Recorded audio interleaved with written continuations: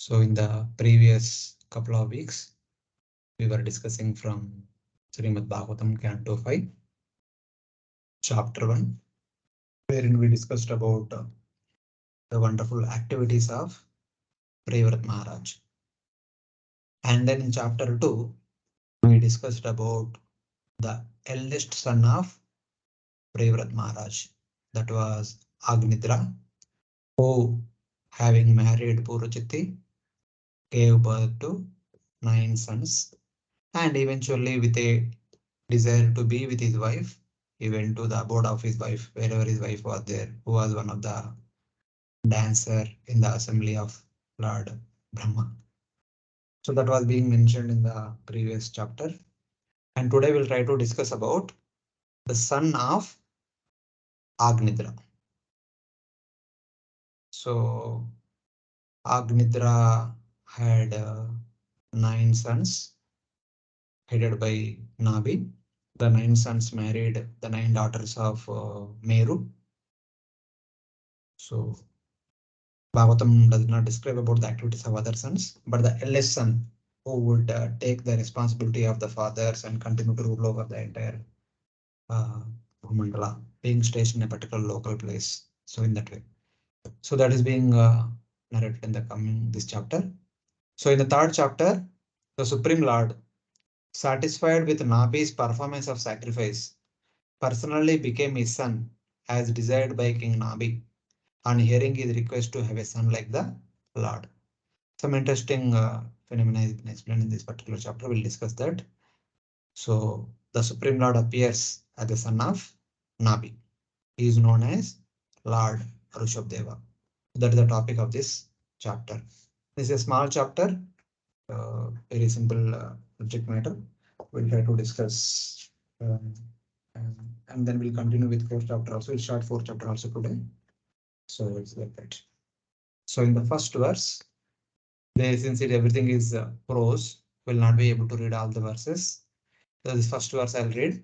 Sri Chuka Uvasha, Nabir Apatte Kamo Praja Aprajayaya, Merudevya Bhagavantam Yajna Purusham Avahita Avahita Atma Ayajuta. So someone can read the translation. Shukadev Goswami. Continue. Shukadev Goswami continued to speak. Maharaj Nabhi, the son of Agnidra, wished to have sons, and therefore he attentively began to offer prayers and worship the Supreme Personality of Godhead, Lord Vishnu, the master and enjoyer of all sacrifices. Maharaj Nabhi's wife, Meru Devi, who had not given birth to any children at that time, also worshipped Lord Vishnu along with her husband.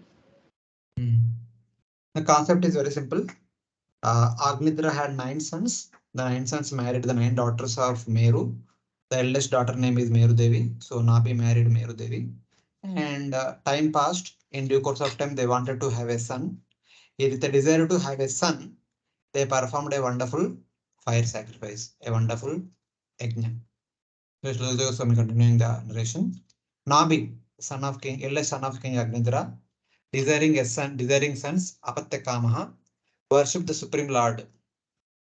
Ajata Bhagavantam Yajna Purusham with great attention, along with his wife Meru Devi, who had not produced any sons yet. So they were childless. So they began to worship Lord Vishnu with the intention to have a son. That is natural. Even the previous chapter also we saw that Agnidra, also Apatte Kama, with a desire to have children, who Pitur Kama actually, it is said, with a desire to have children, he went to the Himalayas and performed severe austerities to marry a suitable wife. So out of compassion, his grandfather sent his own courtesan to be a wife of his grandson, great grandson. This was a natural situation because a king want to have a suitable candidate, want to have a son who will be suitable candidate for ruling over the entire kingdom. So this is natural for a king. So for which they also do. Even we see Ramayana, Mahabharata, also same thing is done. In the Ramayana, Dashrath Maharaj performs Ashwamedha Yajna, and then Putra Kamishta Yajna to have a son. In Mahabharata also, Pandu Maharaj and Kunti Maharani worships the Devatas, invoking different Devatas have children. So that is natural. A king always want to leave behind a bona fide, able personality who would be the next king and would rule over the entire kingdom in a religious manner. So that is natural. So Nabhi was the first son of King Agnitra. Since he is the eldest son, so it is his responsibility. So like that. Second verse.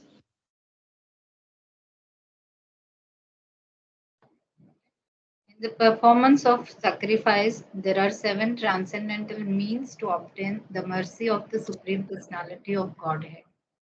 First, by sacrificing valuable things or eatables. Second, by acting in terms of a place. Third, by acting in terms of time. Fourth, by offering hymns. Fifth, by going through the priest. Sixth, by offering gifts to the priest. And seventh, by observing the regulative principles. However, one cannot always obtain the Supreme Lord through this paraphernalia. Nonetheless, the Lord is affectionate to his devotee. Therefore, when Maharaj Nabhi, who was a devotee, worshipped and offered prayers to the Lord with great faith and devotion, and with pure, uncontaminated mind, superficially performing some yajna in the line of Pravargya, the kind Supreme Personality of Godhead, due to his affection for his devotee, appeared before King Nabhi in his unconquerable and captivating form with 4 hands. In this way, to fulfill the desire of his devotee, the Supreme Personality of Godhead manifested himself in his beautiful body before his devotee. This body pleases the mind and eyes of the devotees. Yeah. Here the story continues. While King Nabhi was performing the prescribed duties out of great affection for his King Nabhi was performing the yajna. Here the prescribed duty as a king, it is to perform yajna, both for attaining a son, also for attaining prosperity for the entire kingdom.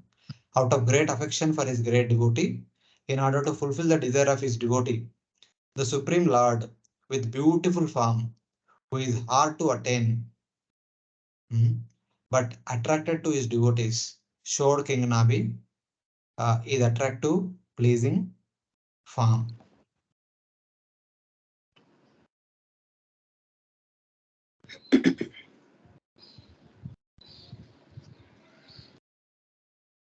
So the Supreme Lord appeared in that sacrificial arena, being satisfied by the devotional service and worship of King Nabhi.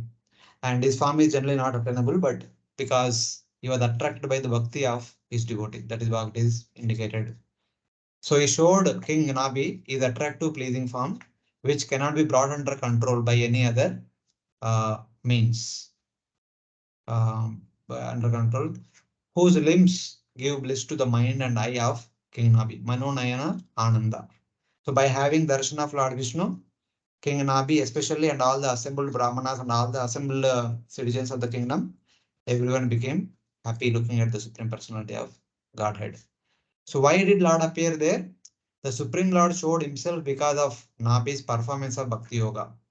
Shraddhaya Vishuddha Bhavena Yoga Upapattaya. Because Nabhi performed his Bhakti through the medium of Yajna with complete faith and with complete surrender, with pure heart, Vishuddha Bhavena. And also, for the performance of Yajna, there are 7 important things are required. He used all those 7 things with the utmost care and utmost purity. So what are the 7 things which are required to the performance of Yajna? Pure ingredients or proper ingredients, proper place, proper time, proper chanting of the mantras, proper priest who will perform Yajna. There are 4 categories of priests, Hota, Udgata, Advaryu and Brahma. All those 4 should be proper. And charity should be given to the Brahmanas who participate in the yajna, and so many rules and regulations which are supposed to be followed while performing the yajna. Dravya is ingredients, Desha is the place, Kala is the time, the Murta, etc. Mantra, the chanting of the Vedic mantras. Ritvik, the priests, Hota, Udgata, Advari, Brahma, who are performing the entire yajna, and charity that will be given to the Brahmanas after the performance of yajna. And Vidina, all the rules and regulations that is supposed to be followed. So he performed yajna by following all the rules and regulations properly, using all the proper ingredients, employing proper brahmanas to chant mantras and properly, and also perform yajna in a proper way. So eventually, the Supreme Lord appeared in front of them, giving his darshan, which is ordinarily impossible. So in that way, the Lord has beautiful limbs, revealed himself by the execution of Bhakti Yoga, along with the 7 purificatory ingredients, while Nabhi performed the prescribed duties necessary for the material enjoyment. Pravargya Pracharashto. We were seeing in the previous canto also we saw that the one of the important duty of the king is to perform yajna, both for the prosperity of the kingdom and also for oneself. Here, especially, he is performing yajna with a desire to have a son who will inherit his lineage and continue to rule over the kingdom in a religious manner. So, in that way. But since Nabi the great devotee, the Supreme Lord's heart was attracted to his devotee, and thus the Lord appeared in front of the king and everyone in a beautiful transcendental form, which is very much attractive to the eyes and hearts of the assembled Brahmanas and the great devotee Nabi. So, in that way. So, the Lord who is not controlled by anyone comes under the control of the love of his wonderful devotees and comes to them to reciprocate with them. So, that is what is indicated in this verse. Hare Krishna. Yes, Mataji.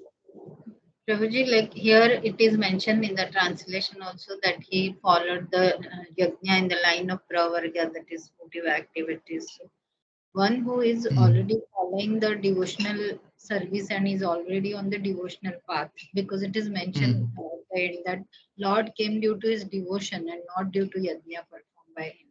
So then what is the need for a devotee to externally also perform such votive activities? See, you see who is he? We are not talking about an ordinary person. He is a king.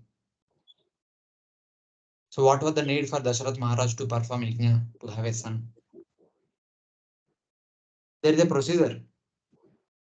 So in the previous ages, the everyone used to perform their duties appropriately. For a king, performing yajna itself is bhakti. It is not that okay, yajna is a different thing and you should not do it, etc. And for a king to have a desire to have a son is not a fruitive activity. You should not see like that. Yeah, desire to have a son is not the fruitive activity, but performance of yajna for especially begetting the son, that is That definitely. is the procedure at that time in Treta Yuga and previous yugas. That was the procedure. I'm saying that Ramayan, Dashrath Maharaj also performed the yajna only to have a son. Like that, we have many examples in Ramayan, Mahabharata, and Bhagavatam.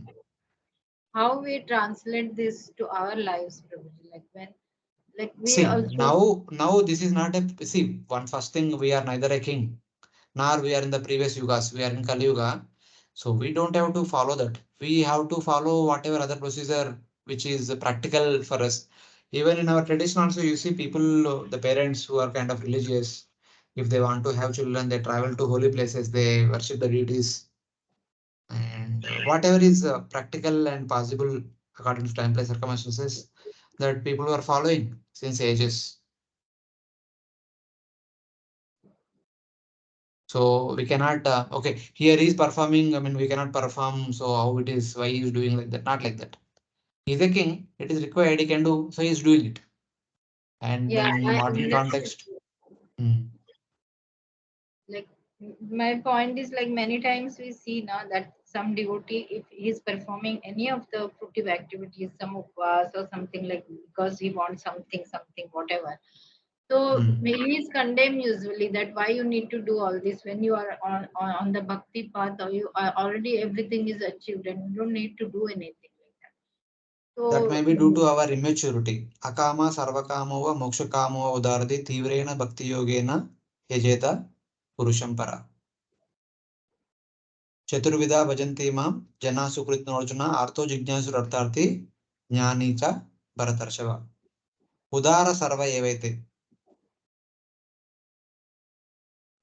So Lord does not say no. Who are we to say no? These are not good. We should not do, etc., etc.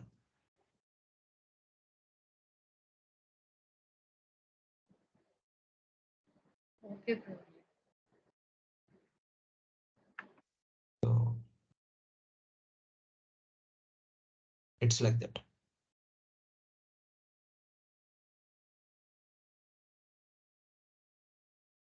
Later on, we see. I mean, don't.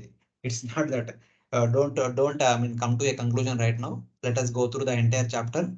Even they say, even the king himself will say, what I am doing is not proper. That is out of humility. But we'll see. It's see, kindly understand one simple thing. He is a king. So the kings do like this only. So, and don't think that this is not bhakti. Performing yajna is not bhakti, is nowhere mentioned like that. What was that? Kruto dayato Vishnu, Krutayam dayato Vishnu, Tretayam yajato makai, Dwaparo paricharyaya, Kalautad Harikirtana. So Harikirtana in Kali Yuga is same as yajna in Treta Yuga. How can you say it is not? How can we say that it is not required? So Hare Krishna Why Prabhuji. it is mentioned in the translation that it was a fruitive activity? Then it should not have been mentioned. see, it is not like that. See, Prabhupada is writing to us. For us, he is mentioning like that. Even the Brahmanas also later on say that, and we should not have done that. We should not do something to fulfill petty desires. But later on, we see what they are asking and what they are doing. It's what you can say. It's a culture. It's a kind of culture. Since and today one may take up such kind of thing. That's why Prabhupada might be saying like that, Okay. which is not practical. So artificially one want to imitate, that may not be good in that point of view. One it may be said like that. Yeah. Yes, Mataji. Hare Krishna Prabhuji. Prabhuji, the Ah, kings were required to perform yajnas for the benefit of the people also. No? yes, it is their primemost duty. So that was because of this requirement that the kings usually performed, not for them personally themselves, but for the benefit Yeah, of the people. naturally they would do, but right now he wanted to have a son. The best means is to worship Lord Vishnu through yajna. Instead of going Yes. here and there to have son, so he is worshipping Lord Vishnu. There is nothing wrong in that. A king is supposed to have son. He cannot go Yes. without having a son. He has to continue the legacy. He cannot stop the legacy abruptly. Yes. So it is like that.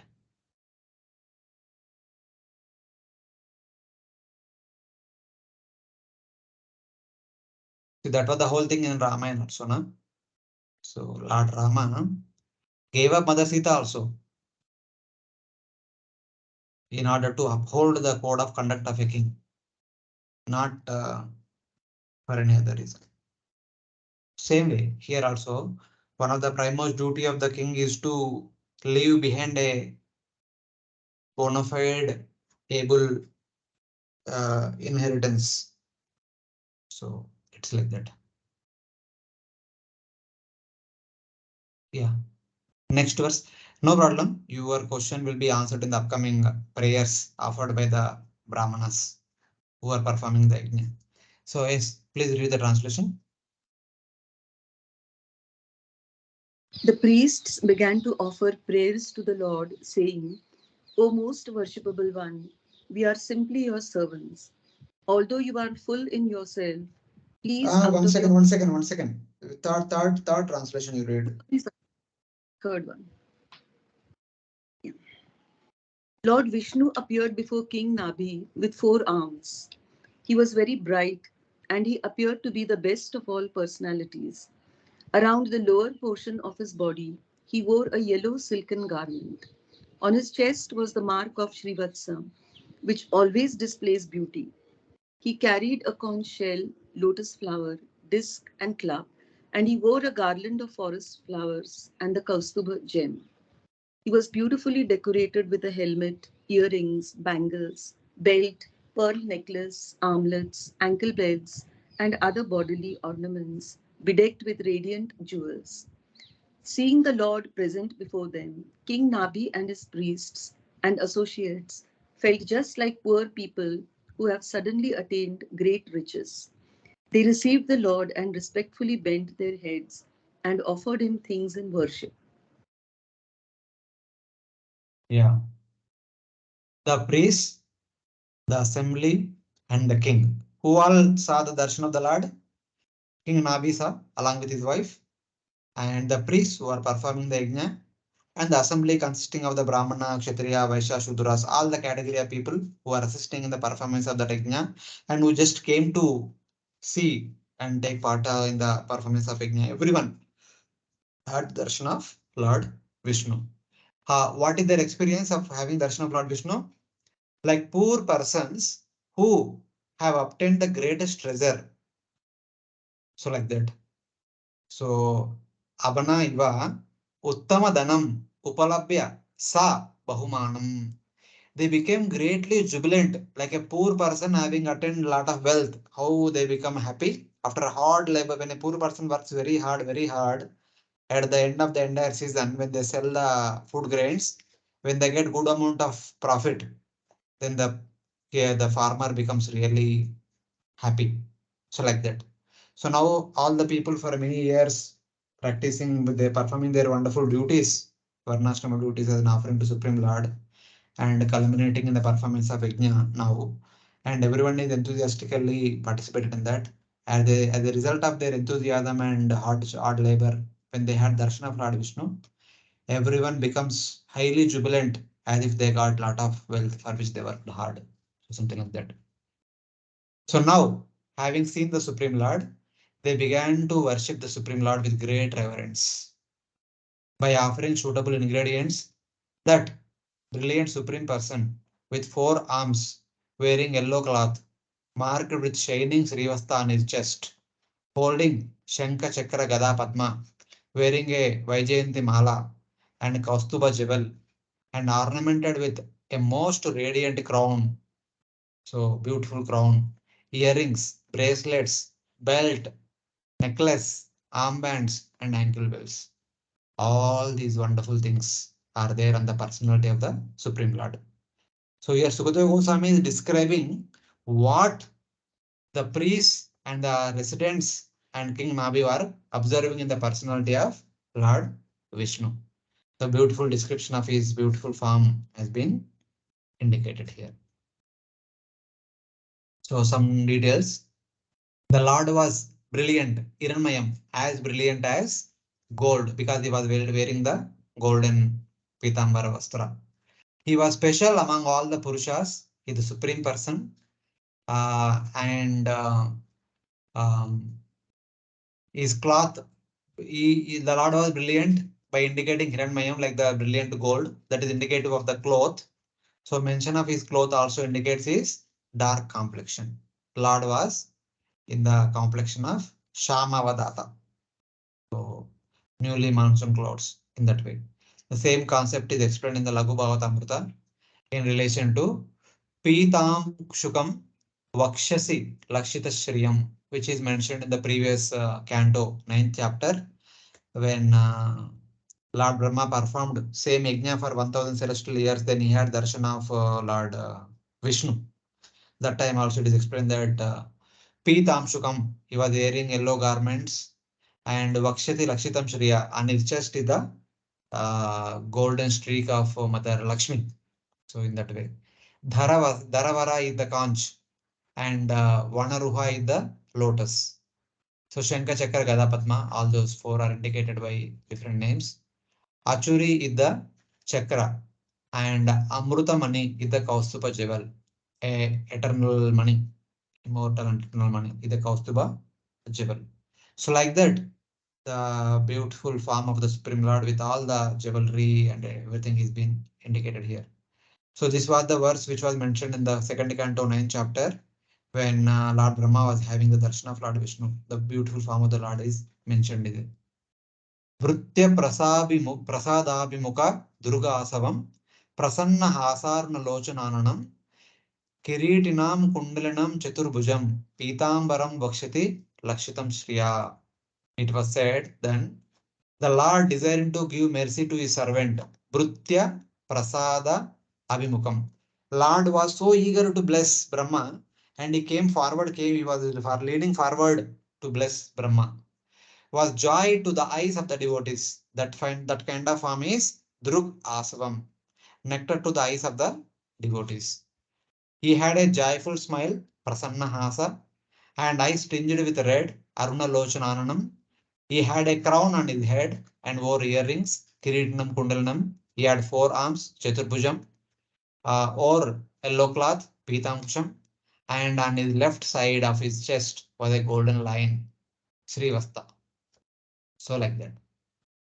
This is the beautiful description of the form of the Supreme Lord. He is the giver of joy for those who see him. With the mention of yellow cloth, his dark complexion should also be understood. He is decorated with a golden line on the left side of his chest, Sriya, Srivastankitam. Then the beautiful Lord's smiling countenance indicated his desire to give mercy to his devotees. He had four arms and he had a Srivasta mark on his chest. So like that. So whenever Lord appears in the Bhagavatam, there are verses describing his transcendental form. Even when Lord appears to Kradama Muni in the third canto, we saw that there is a beautiful description of his wonderful form. Even when a yogi meditating on the Supreme Lord, the Paramatma feature is also described in the second canto, second chapter. And Lord Brahma Darshan was described. So like that, every time, whenever Lord appears, there is a description of his beautiful form. Hearing such kind of description, we should actually get attracted to the Supreme Lord. That is the whole intention. So Prabhupada writes in the 15th chapter of Bhagavad Gita, when the verse says, the sixth verse says that Natad Bhashaite Suryo na Shishanko na Pavaka Gatvana Nivartanti Taddama Paramamma. In that purport, Prabhupada writes that the Bhagavad Gita and Bhagavatam describes the beauty of the transcendental world in order to attract our attention to him. That was the whole idea. Otherwise, there is no need of describing all these things. Hare Krishna, you are following? Yes, Prabhuji. Yes. So now, having had the darshan of the beautiful form of the Supreme Lord, on behalf of the king, the Brahmanas, the performers of Yajna, will offer prayers. And those prayers are mentioned from 4 to 15. So this is the one interesting section in this particular chapter. And these prayers will answer, not all the prayers, but last two verses will answer the question which you have asked. So we will see that. So please now read the translation of these two verses together. The priests began to offer prayers to the Lord, saying, O most worshipable one, we are simply your servants. Although you are full in yourself, please, out of your causeless mercy, accept a little service from us, your eternal servants. We are not actually aware of your transcendental form, but we can simply offer our respectful obeisances again and again, as instructed by the Vedic literature and authorized acharyas. Materialistic living entities are very much attracted to the modes of material nature, and therefore they are never perfect, but you are above the jurisdiction of all material conceptions. Your name, form, and qualities are all transcendental and beyond the conception of experimental knowledge. Indeed, who can conceive of you? In the material world, we can perceive only material names and qualities. We have no other power than to offer our respectful obeisances and prayers unto you, the transcendental person. The chanting of your auspicious transcendental qualities will wipe out the sins of all mankind. That is the most auspicious activity for us, and we can thus partially understand your supernatural position. Yeah, this is the common feature all over the Srimad Bhagavatam. Whenever the prayers are offered, first of all, they glorify the Supreme Lord's transcendental form, and they also talk about some philosophical aspects. Then finally they ask for what they are offering prayers, their desired, cherished desire, etc. So here they are saying that the priests are speaking on behalf of the king.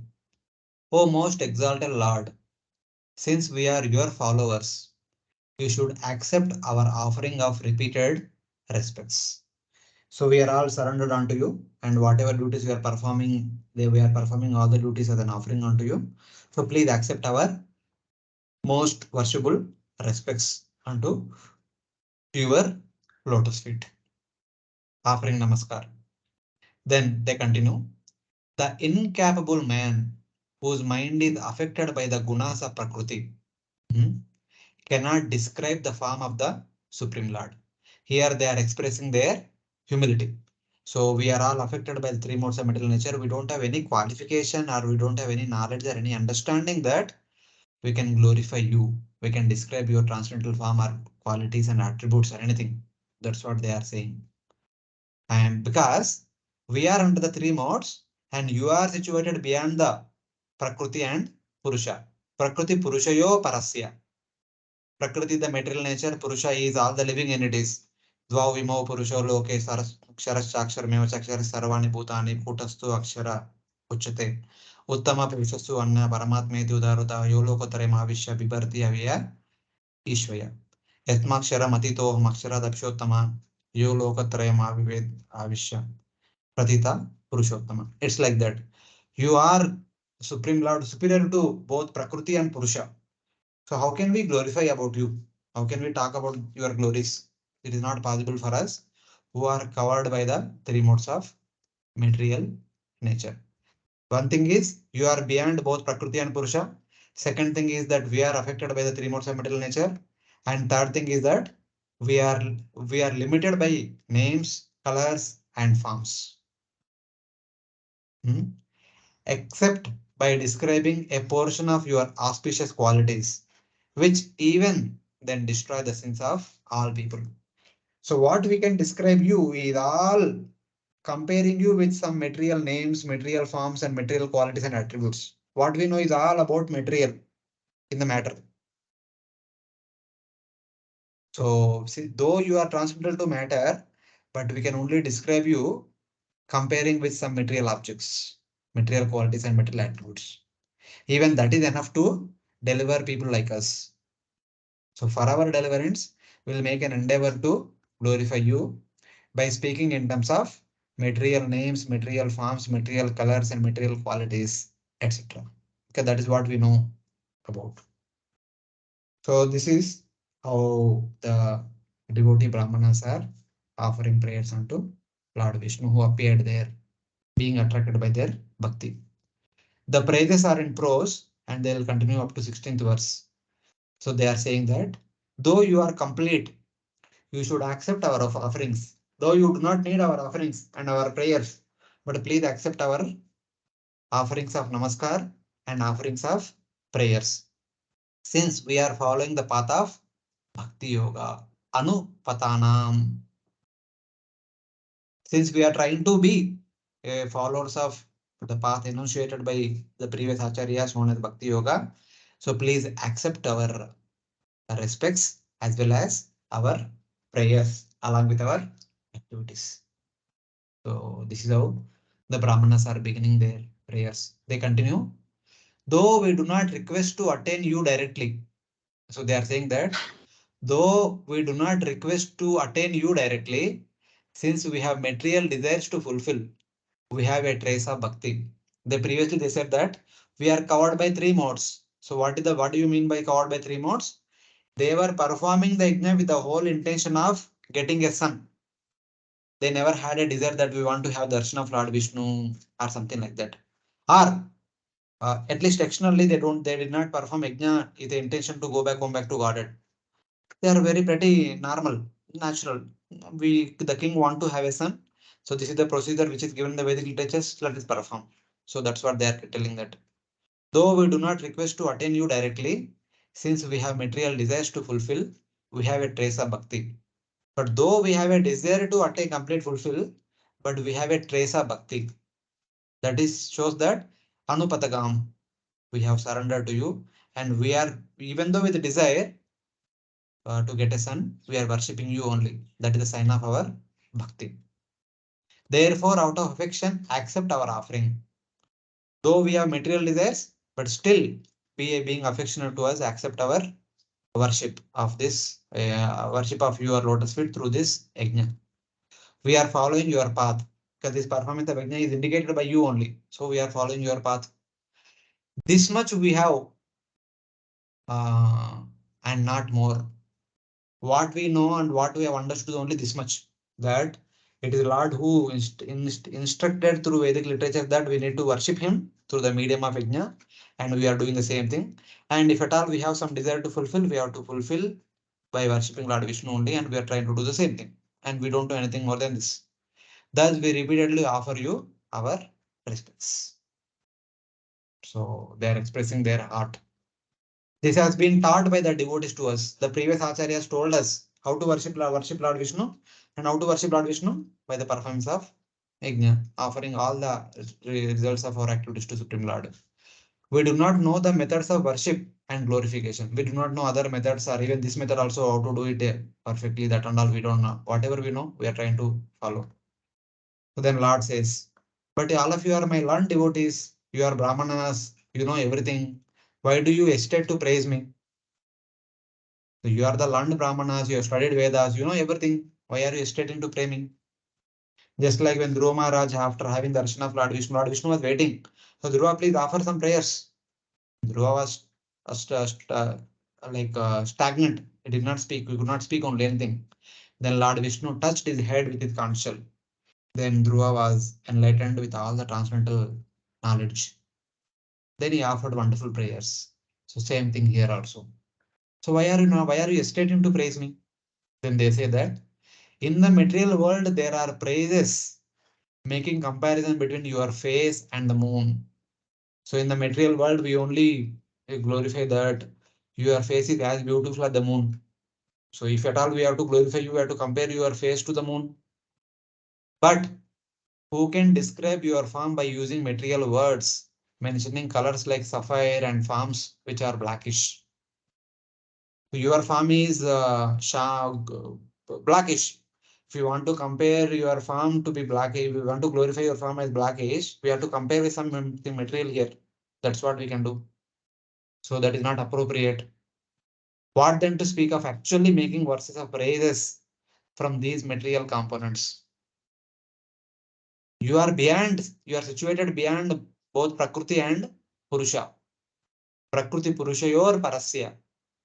We cannot produce or factually describe a form which is beyond Prakriti and Purusha out of material sapphire and other material objects. So since your form is transcendental to three modes, and we cannot glorify your form using the objects which are in three modes. So then Lord Vishnu says, no problem. Then you can describe my form using spiritual objects only. So if you don't want to glorify me by using material objects, glorify me with the spiritual objects. Then the Brahmana devotees say that our minds are absorbed in the world made up of the gunas. What we know is all only in the three modes. We don't know anything in the spiritual substance. It is impossible for the intelligence of the jiva in the material world to comprehend spiritual objects.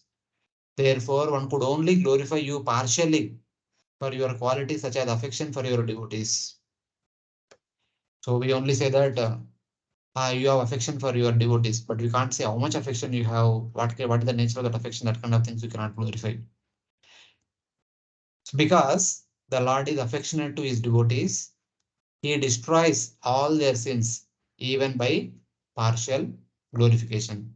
We can also say that Lord is so compassionate and so affectionate to his devotees that even though the devotees are immersed in three modes, but by his transcendental mercy, he will purify them. He will destroy all their sinful reactions.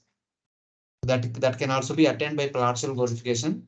So we'll try to make a partial glorification of you, even using the material components in order to glorify your form, qualities, and attributes. So like that. So this is how the Brahmanas started glorifying Lord Vishnu.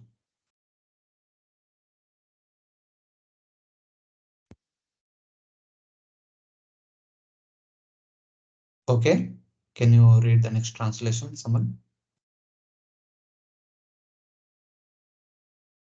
O Supreme Lord, you are full in every respect. You are certainly very satisfied when your devotees offer you prayers with faltering voices and in ecstasy bring you tulsi leaves, water, twigs, bearing new leaves, and newly grown grass. This surely makes you satisfied. Yeah. Now they continue. They talk about their worship and how the Lord is satisfied with simple things. As Lord Krishna himself says in Bhagavad Gita, Patram Pushpam Palam Toyam Yomi Bhaktya Prayashasi Yat Karoshi Yadashnashi Yat Joshi Tadashi Tapash Kaunteya Tat Kurushva Madarpanam. So with the same mode, now they continue. Oh Lord, you are satisfied by the simple worship using prayers uttered with choked voices, composed by your devotees who have lot of attachment for you, and using little water, tulsi birds, durva grass, and birds. So how the devotees will worship the Supreme Lord? They will use some simple things which are naturally available. The birds, durva grass, tulsi birds. These are flower birds, these are tulsi birds, and little water, and they offer some broken words in the glorification of the Supreme Lord. But still, even though a devotee offers all these simple items, the Lord is completely satisfied with that. The reason is the Lord has intense affection for his devotees. So in that way, Patram Pushpam Palam Toyam Yome Bhaktya Prayachati Tadaham Ashnami Tadaham Bhakti Ashnami Bhakta Upahartam. So in that way. Tadam Bhakti Paryuttam Ashnami. Ashnami Prayatatma. So it like that. Even though Lord accepts, because the devotees are offering with simple devotional sentiment. Even the items are very simple, but Lord sees their sentiment and accepts it. So like that. Prabhuji, we can offer Durva grass also to the Lord. Here they are performing yajna, na? Durva grass, Okay. Kusha grass, they are all offered in the yajna, in that sacrificial altar. Okay, okay. Because usually May, that is offered to may the not be in your daily deity worship, you may not offer, but here see the context. Don't Oh, generalize. Mhm. In Yajna, Durva grass is used. The Kusha grass is used a lot. Even we have discussed na Prachina Barhi. How did he got the name? yeah. So much of So, like so many uh, years to perform and it's that's it's all over. it's like that. Oh Lord, you are satisfied by the worship using little water, tree branches, tulsi, branches of tulsi is not this karma is wrong. Branches of tulsi, tulsi twigs, the tulsi birds and all, sprouts of durva grass and some prayers offered with choked voice, produced out of attachment by your devotees. So it's like that. So next translation. We have engaged in your worship with many things and have offered sacrifices unto you.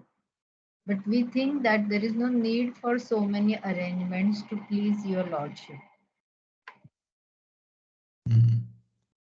Though Lord can be satisfied with small things by offering these small things also, water, tulsi bird, durva grass, and birds.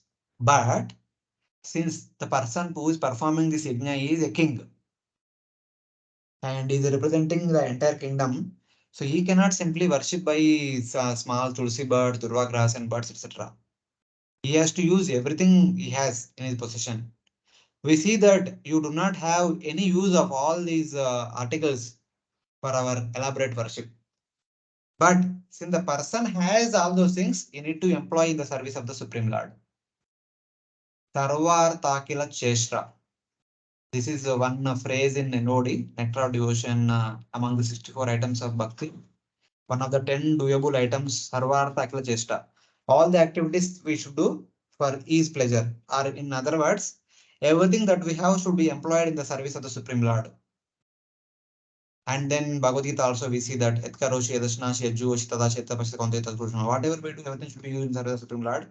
Yajnartat karmano, Annetra Lokoyam Karma Bandhana. Whatever occupational duty that we perform, whatever physical duty that we perform, they should be performed as an offering to Supreme Lord. So in that way.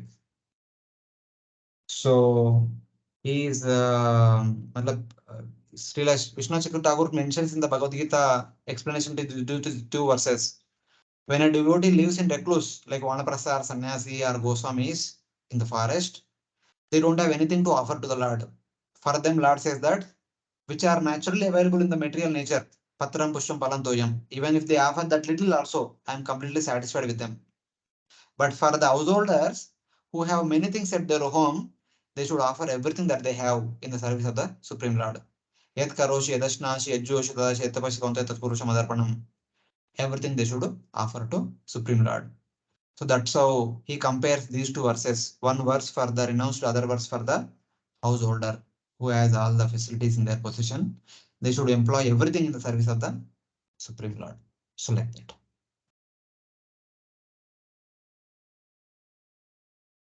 So then now they say that we do not have devotion. How then can you be satisfied?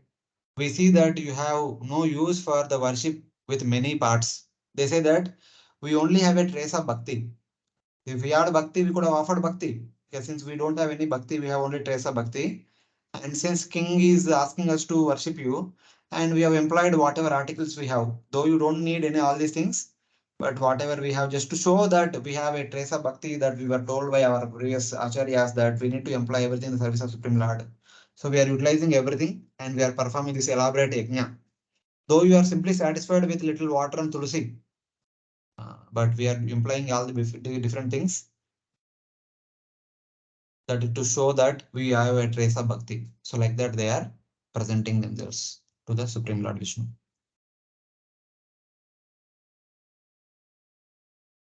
And next verse gives the reason why they are saying like that. Please read. All of life's goals and opulences are directly, self sufficiently, unceasingly, and unlimitedly increasing in you at every moment. Indeed, you are unlimited enjoyment and blissful existence itself. As far as we are concerned, O Lord, we are always after material enjoyment. You do not need all these sacrificial arrangements, but they are meant for us so that we may be benedicted by your Lordship. All these sacrifices are performed for our fruitive results, and they are not actually needed by you. Yeah. Here they are saying that the same Vedic literature also talk about if you want to fulfill so and so desire, you can go to this devata, that devata. So many things are there. We could have gone to anybody else also, but that is not was true. That is what was not told by our previous acharyas. So our teachers have told that whatever desire, whether you have desire or no desire, whatever you have, employ in the service of the Supreme Lord and ask him only for the fulfillment of your desires. So with that background of understanding, we are employing whatever we have in the service of your worship, in your service, and with an intention to fulfill our desire. So like that they are saying now in the next verse. O Lord, you who directly have a farm composed of unlimited human goals, Anjasa Ashesha Purutartha Swarupasya. Your farm is made up of, you are like a wishful fulfilling tree. Your farm itself is a form of fulfilling all our desires. So everything, I mean, even though if one may go to Devatas, there is a limitation that they can fulfill. But you are not like that. You are unlimited. There is no limitation in you, in your personality. So you can fulfill all one's desires. And you are the form of highest bliss. Uh, then you are a form which continues without break at all times. You are avyakta. And then avyatarekena anu savanam. It basically says that it is not that you only exist for 10 years or 100 years. You are eternally existing. You can fulfill the desires of your surrendered soul eternally, unlike the devatas. And you, since you are such kind of a personality, we have come to you with the intention to fulfill our desire. Therefore, being compassionate upon us, fulfill our desire. So it's like that. We have a desire for a benediction, the form of benediction. So though we are not devotees, we don't have any bhakti within us. We only have a trace of bhakti. And following the footsteps of our previous teachers, we are trying to serve you by employing all that we have in the form of grand yajna. And since you have come personally, since you are the like the wishful tree, we have one desire, kindly fulfill that. Like that, they are telling. By yourself at every moment, directly you possess a form composed of unlimited results, producing bliss, which exists without break. So you can produce, you are bliss personified, you can produce bliss within us also by fulfilling our desires. So though we have so desires, though we are worshipping you to fulfill our desires, so please kindly be compassionate upon us and fulfill our desire. They are directly saying without hiding, without keeping anything in secretly. So like that. Then they say that though this is so, our worship should not be useless. It should be satisfying for us who desire benedictions.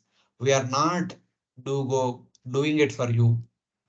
So we are clear. I mean, one may say that one should perform bhakti for just for the pleasure of Lord Vishnu like that. That may be so, that may be there, but we are clear that we are worshipping you with the intention to fulfill our desire. Kindly accept it and kindly fulfill it, because we have understood that you are the wishful tree. You can fulfill all one's desires, and your eternal personality you can offer bliss to one and all. So kindly understand and accept our desire and fulfill it. So like that, they are expressing their conditioned nature, we can say. Hare Krishna. Hare Krishna, Prabhu. Yes, Mataji. Can I ask Mataji? Yes, Yeah, yes, please, please Mataji, go go ahead. ahead. I just wanted to know, Prabhuji, that till this canto, whenever I have seen like Lord appearing, it's Vishnu form only. Now we have three Vishnus, so basically, this is Kshirodaksha Vishnu is always appearing.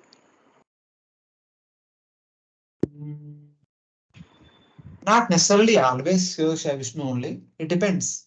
For Dhruva Maharaj, the Lord Krishnagarbha appeared. For Lord Brahma, Lord Narayana, we can say Garbhodaksha Vishnu appeared. For Kardama, what was the name it was mentioned? I don't know. Lord appeared. Not necessarily. See, it all depends. Not necessarily Shri Vishnu only has to appear. During that time, who is the Manvantara Avatara, who is the Leela Avatara, who is around. So he will appear. Whichever Lord who is present at that time, so he will appear. So in that way we have to see. And till ninth canto, whosoever, I mean, whoever is appearing is Lord Vishnu only, right? Yes. Okay. Ninth Then, canto, Lord Rama comes in between Todasa. Otherwise everywhere Vishnu only.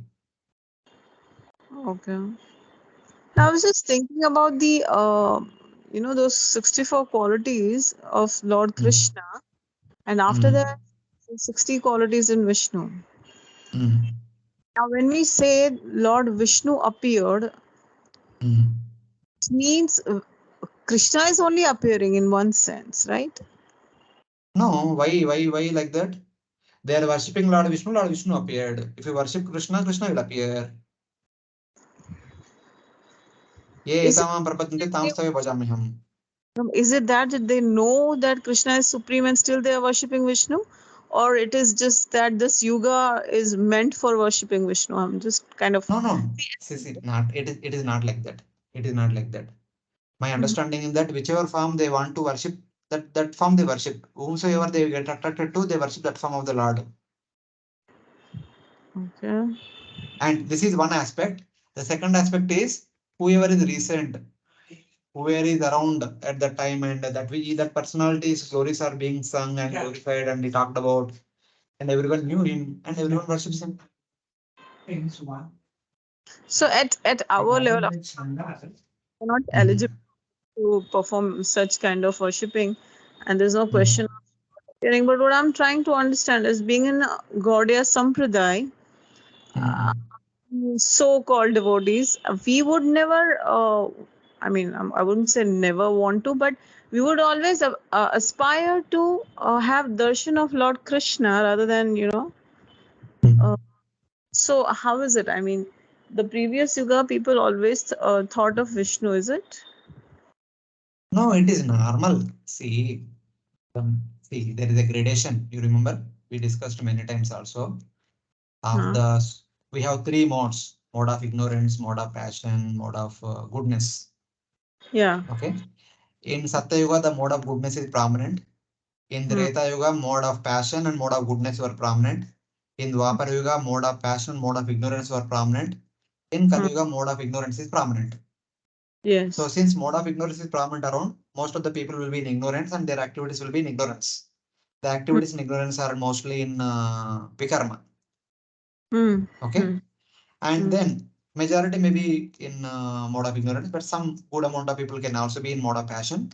The people in the mode of passion also perform activities in the nature of Vikarma and Hmm. also little bit Sakama Karma. Not so much, little bit, a kind of Abas kind of Sakama Karma. Okay. Okay. But a minority of people in the mode of goodness. So among Hmm. them, only a minority will perform Sakama Karma, a proper bona fide Vedic Sakama Karma. Hmm. And eventually some realize, "Hey, how long we go to Sarga and come back, go to Gaga and come back. Hey, there is no end. There should be an end to it." Then they Hmm. start performing Nishkama Karma Yoga. Hmm. And eventually they rise to the performance of Bhakti Yoga, Jnana Yoga. Then rise to the practice of Ashtanga Yoga. Eventually they aspire. Such kind of people who are performing, who are beginning to perform Nishkama Karma Yoga, then eventually followed by Jnana Yoga, Ashtanga Yoga. They are Hmm. the aspirers of Sai. Hmm. Very few among them could aspire Salokya or Sarishti also, but majority will be Sahaja Mukti aspirers. And little elevated than them are Karma Mishra Bhaktas, Jnana Mishra Bhaktas, who approach Lord Vishnu with an intention to fulfill their desires, get some knowledge, get some acquaintance of the nature of the Lord, etc. etc. They will become Aishwarya Bhaktas. They generally become attracted to the Aishwarya Jnana of the Supreme Lord. And they Hmm. get to serve the Supreme Lord in the form of in his grandeur form, Aishwarya form. So Yeah. even the Aishwarya form can extend up to Lord Rama and Lord Krishna, Dwarakanath, Hmm. Hmm. Dwaraka Krishna or Madhura Krishna. It can go all the way up to there, the Aishwarya Bhakti. And Hmm. very, very, very minutely, very few will Hmm. be attracted to worship Lord Krishna in Goloka Vrindavan. That Hmm. is Ananya Bhakti. That is what our Gaudiya Vaishnava Acharyas are trying to inspire us to take up and practice. And that Bhakti is Raganuga Bhakti. That Raganuga Bhakti is very, very, very rare. Yeah, it is rarest of rare actually. It's like that. So that's how our acharyas have explained the gradation of these different paths. So majority people are Sakama Karmis in general, but in Kali Yuga, since mode of passion and mode of ignorance are prominent, majority people are interested in performing Vikarma only. Hmm. And those people who are interested to practice some Vedic activities, in that majority are Sakama Karmis.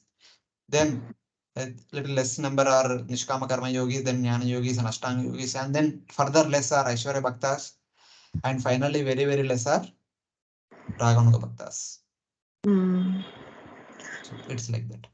This is my understanding.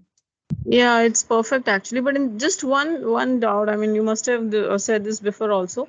What is the exact difference between Nishkam Karma and Karma Mishra Bhakta? Ah, Nishkama Karma and Karma Mishra Bhaktas. Nishkama Karma Yogis, since Hmm. childhood, they have studied the importance of Varnashrama duties and they have understood that you need to perform your Varnashrama duties according to your psychophysical nature and offer the results to Supreme Lord. So among the Varnashram duties, there are three categories of activities. Nitya karmas, Naimitika karmas, and Kame karmas. Nitya karmas means the daily activities. Yeah. Whatever they do.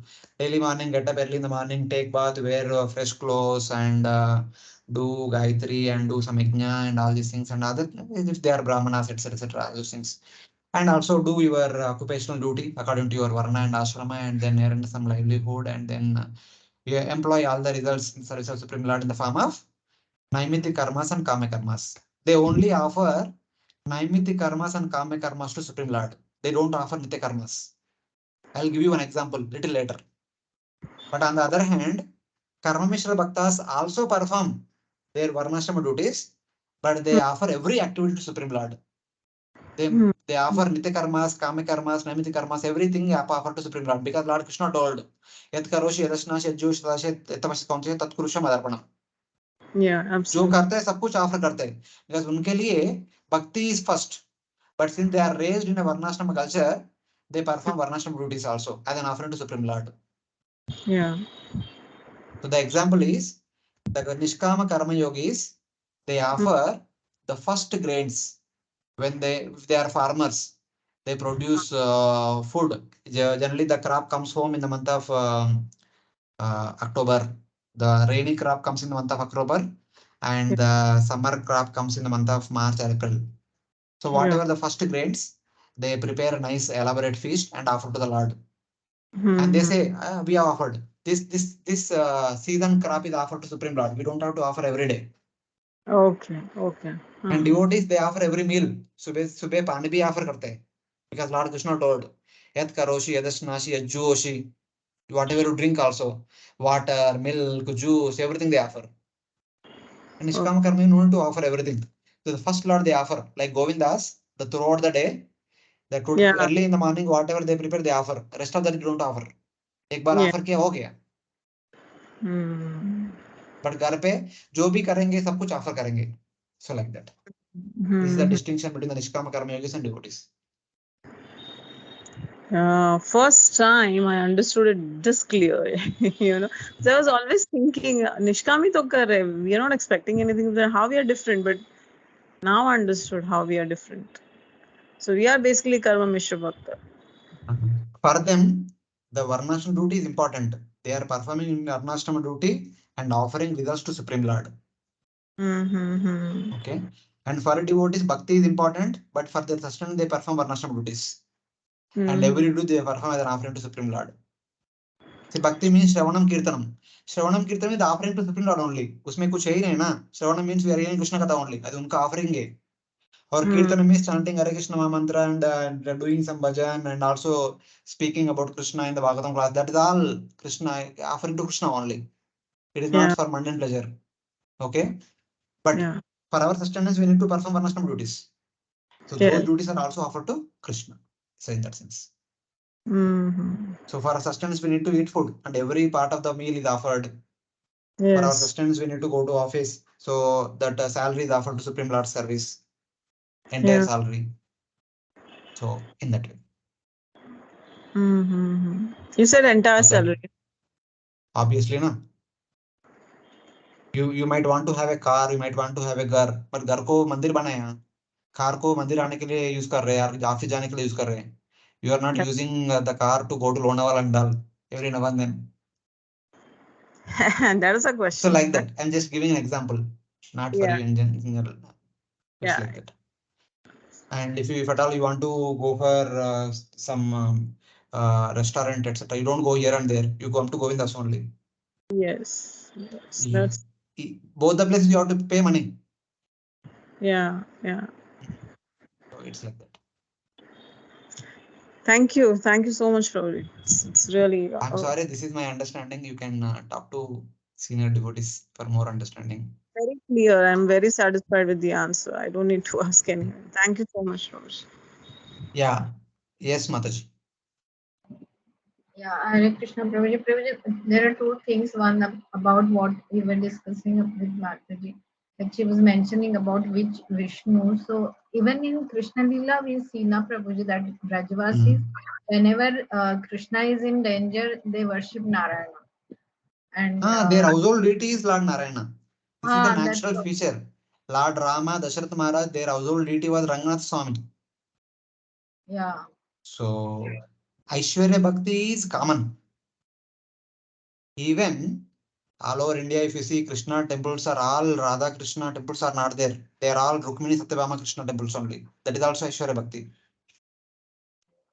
Only in ISKCON in Gaudiya Parampara we see Radha Krishna deities.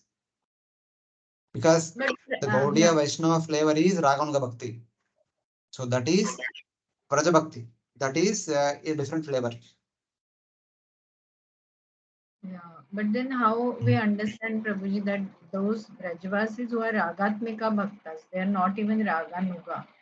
So Ragatmika Bhaktas, they used to worship Narayana, like how we understand this. See, that Ragatmika Bhakti is towards Krishna. Their worship of Lord Vishnu is their routine worship. See, kindly, worship of Lord Vishnu is like Aishwarya Bhakti. They have regular procedure. That prescribed procedure. Okay, time पे worship करने का, ऐसा worship करने का, obediently worship करने का. Like they were doing Govardhan Puja, Indra Puja and all. That is the Yeah. prescribed, regulated worship. That is Aishwarya Bhakti. Ragatmika Bhakti means it is a natural spontaneous attraction without even knowing that is God. Their attraction for Krishna is it is not because of the following the rules and regulations. It is natural. The affection of a mother toward the child, especially when they are infant, it is natural. No one has to tell them that okay, you need to follow this so and so rule. So mother should have 10 decibel affection toward the child in 1 year, and then 5 decibels in second year, or 3 decibels in third year. Not like that. It is natural. No one has to teach. It comes. Why? The affection comes because the mother has taken a lot of efforts for 9 months taking care of the growth of the child in the womb. The mother understands that the child is my extension of my own body. The child is non-different from me. How I cannot show affection for the child?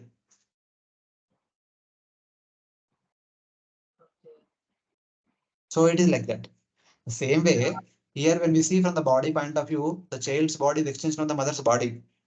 Same way, from the Atma point of view, they all see that Krishna, we and Krishna are very closely connected. How can we not have that affection towards Krishna? Every Vrajavasi felt Krishna to be their own family member, their own friend, and their own lover. So how that is natural. Yeah. And That is the Prabhuji, specialty. yeah, and another thing was like here, these priests are mentioning that though this is so, our worship should not be useless and it should be satisfying for us who desire benefits. We are not doing it for you. Like I didn't understand like whichever type of bhakta one may be. How can somebody be so frank when the Lord is in front that we are not doing it for you, we are doing it for our. Not like that. Not like that. You see, the meaning is a devotee is supposed to perform everything for the sole pleasure of the Supreme Lord without expecting anything in return. That is the principle. And here they are saying that we are a kind of trace of devotees. We don't have proper bhakti, proper understanding of bhakti. And whatever, though you can be satisfied with simple things, but whatever we have, we are employing in the service of your lotus feet. And kindly understand that we are doing this whole activity for the purpose of fulfilling the desire of the king to have a son. So kindly understand this is the culture. This is the humility they are expressing. A devotee will never say that I have a lot of bhakti. That's why I'm worshipping you. You'll never say. A devotee always say that I don't have any bhakti. The rest of the world is full of devotees. But I'm not at all a devotee. I don't have any trace of bhakti. So I just want you to give me some bhakti or purify me or something like that. Or whatever I have some desire to fulfill me like that. This is out of culture, out of etiquette, and out of humility. They are So saying they are like this. feeling ashamed that actually, Lord, we are doing it for us and we are not doing it for you. So how fallen we are like that. We In are that doing it for the fulfillment of our desires, not for the fulfillment of your desire. Something like your that. pleasure, yeah. your pleasure. So like that. Okay, Prabhu. Yeah, thank you.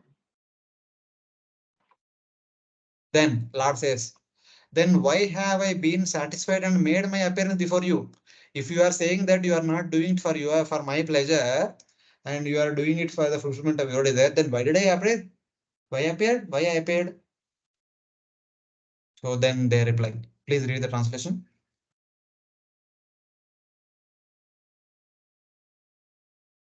O Lord of Lords, we are completely ignorant of the execution of dharma, artha, kama, and moksha, the process of liberation, because we do not actually know the goal of life. You have appeared personally before us like a person soliciting worship, but actually you are present here just so we can see you. You have come out of your abundant and causeless mercy in order to serve our purpose, our interest, and give us the benefit of your personal glory called Apavarga, liberation. You have come although you are not properly worshipped by us due to our ignorance.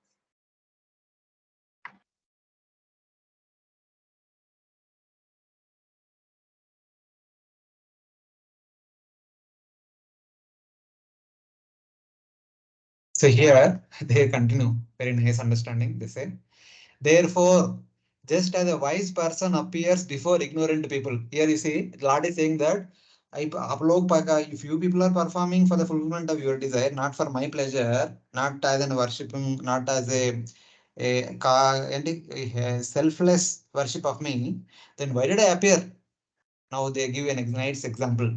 They say that just as a wise person appears before ignorant people, you, my dear Lord, the person superior to all the great persons, out of your causeless mercy, to give liberation in the form of realization of your glories, and all other benedictions as well, have appeared here, though not worshipped properly by us. You have appeared like a person curious to see the sacrifice.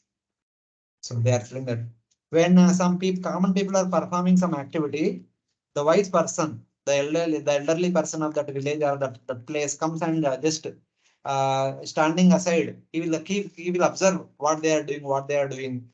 And if they make some mistake, you will say, "Waisa nahi karne ka, aisa karne ka." This is the proper way of doing something like that.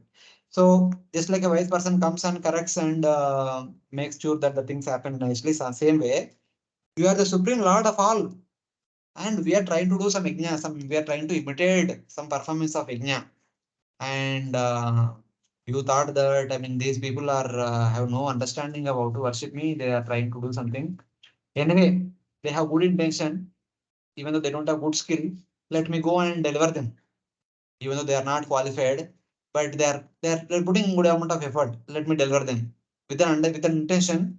You have come here to give us the proper understanding of who is the God, who the God is, what is the nature of his form, and and also you wanted to give some realization of about yourself. That's why you appeared here, and also to fulfill our benedictions. We are trying to attain something by performing this activity, and out of pity, you have come and you have come here to fulfill our desire. So this is our understanding. Or you have come to out of curiosity to see hey, what these people are trying to do something. ये लोग कुछ drama कर रहे हैं इधर imitate कर रहे हैं वर्शिप करने के लिए देखता हूँ मैं थोड़ा सा करके आया like that they are suggesting to the Lord. Just as a person in knowledge appears before those who are ignorant, though he has not been called or worshipped.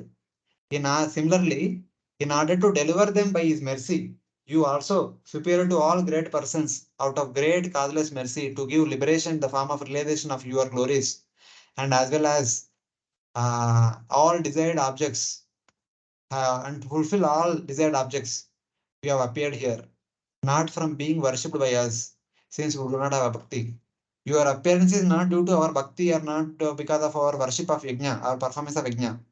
It is only out of your causeless mercy and out of your curiosity only you come to fulfill our desire and to help us understand who God is, what is transcendental nature, etc. So like that. You have appeared here like someone who has come out of curiosity to see the sacrifice. So when we hear that they are doing some elaborate arrangement, they are going to perform some wonderful drama, etc., something like that. So curious people come and try to see what's happening here, something like that. So my dear Lord, you also come here like that. So like that. So then they said, okay, no problem. You are keep telling that you have a desire. In what any case, I have come. So please tell me what is your desire. I will fulfill. No problem. So like the Lord says. So for which now they have to present their desire, what they want from the Supreme Lord. Yeah, please read the translation.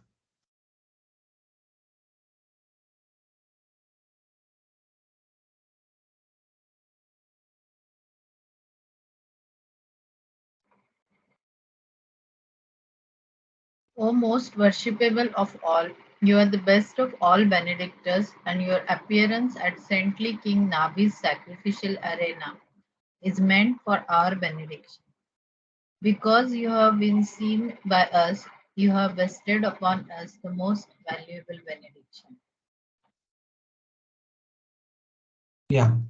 O most worshipful Lord, Arhataman, that you, the best giver of benedictions, Varadarshaba, Varadaraj, appeared at the object of our vision in the king's sacrifice was our benediction. They are telling that. So as far as we, the priests, the Brahmanas are concerned, we personally do not have any desire. If at all, whether we have desire or not, do not have any desire. Since you are asking that ask for a benediction, and we say that we are completely satisfied by just having your darshan. That is the benediction that we, though we don't have, we did not ask for, but we have already got it. So like that, they are saying. For us, we don't have any desire to fulfill, and just having your darshan itself is a great benediction upon us. Oh, most worshipful Lord, you have become the object of our vision, uh, who are your devotees, when you appeared in the sacrifice performed by the king. That itself is the greatest benediction, and we don't want to mean anything more than that. What was the prayer you remember? Dhruva Maharaj ka rahta na ek. Tanabilashi tapato stitoham. Tvam praptuvan deva munindra guhyam.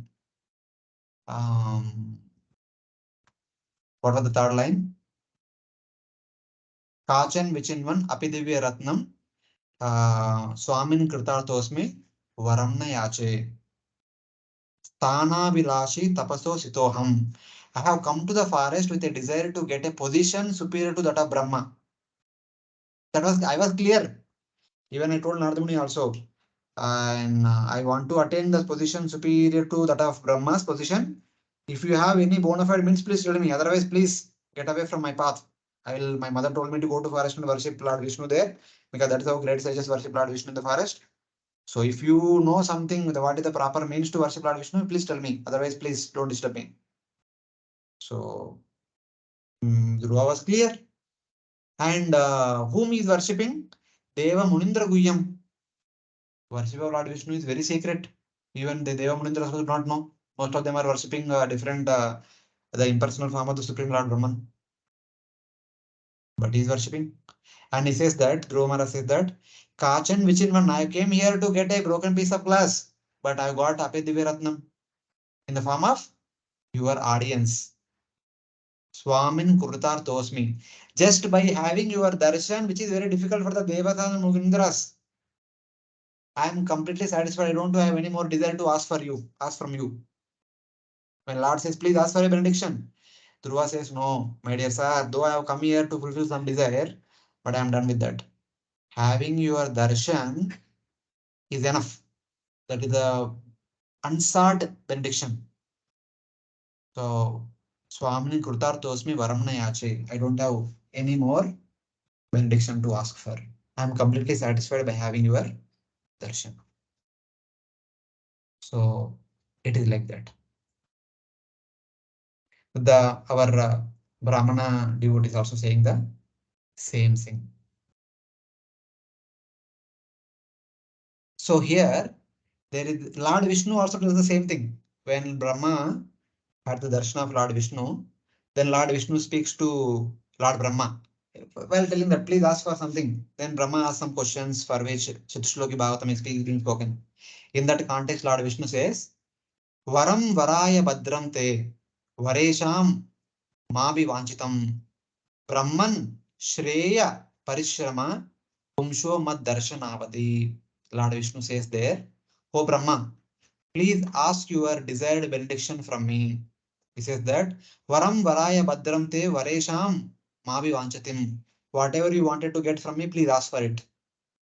Because I can award all benedictions. Varam Varaya Badram Te Varaya. Because I am the one who is capable to fulfill all one's desires. So please ask whatever you want. Then Lord says that before you ask for any benedictions, please listen. There is gradation of benedictions.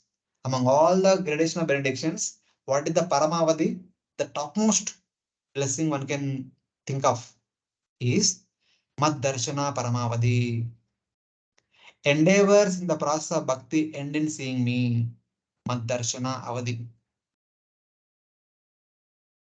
All one's endeavors. A devotee, when a devotee executes Shravanam, Kirtanam, Smaranam, Archanam, of course, Shravanam, Kirtanam, Smaranam, Padasevanam, Archanam, Vandanam, Dasyam, Sakyam, Atmanivedanam, working hard, working hard, working hard. All one's hard labor will be fulfilled by having darshan of Lord Vishnu. Pumsha Shreya Parishrama Mad Darshana Paramavadi. So whatever endeavors, Shreya Parishrama, not ordinary endeavors to accomplish one's varnashram duties or fulfill some material, that's not that. Shreya Paramavadi means with a desire to go back home, back to Godhead when we undertake a lot of efforts, they end in the darshan of Lord Vishnu. Once we have darshan of Lord Vishnu, that's all. Once one is guaranteed to go back home, back to Godhead. That's all. Till then, one need to work hard. All endeavors in the process of bhakti end in seeing me.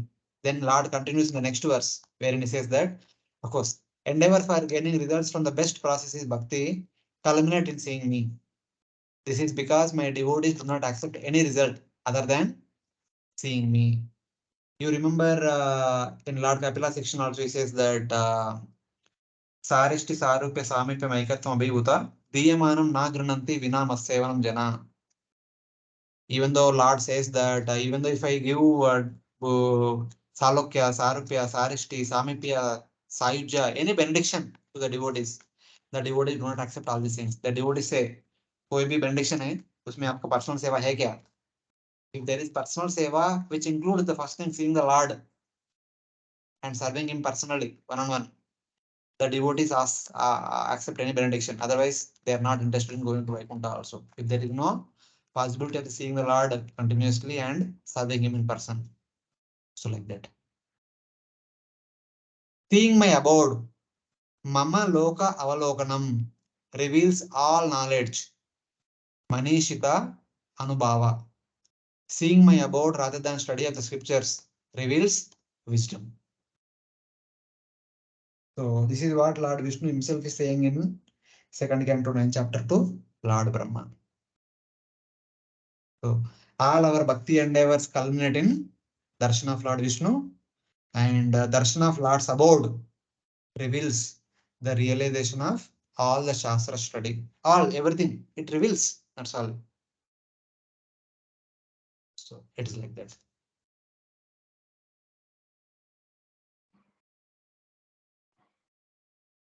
One is completely self-realized, having darshan of Vaikuntha and also Vaikuntha Nath.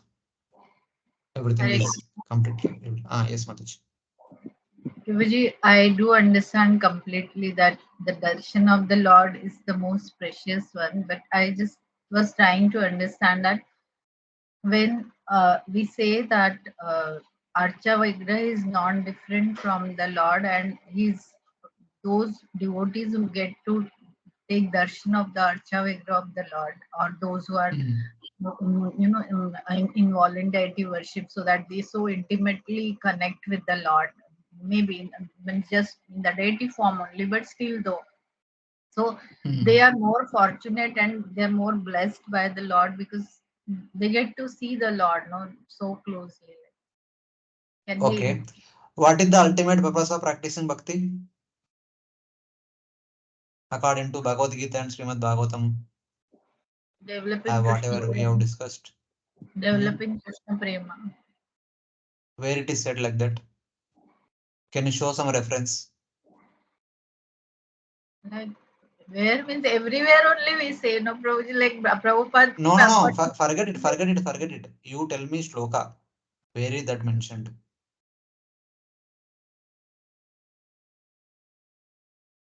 मुझे ऐसे मुझे याद नहीं आ रहा है तुरंत कि If that is the most important thing, they should be mentioned many times again and again.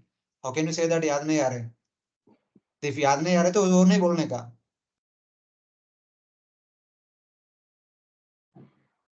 What is that one thing repeatedly told in the Bhagavad Gita and Bhagavatam?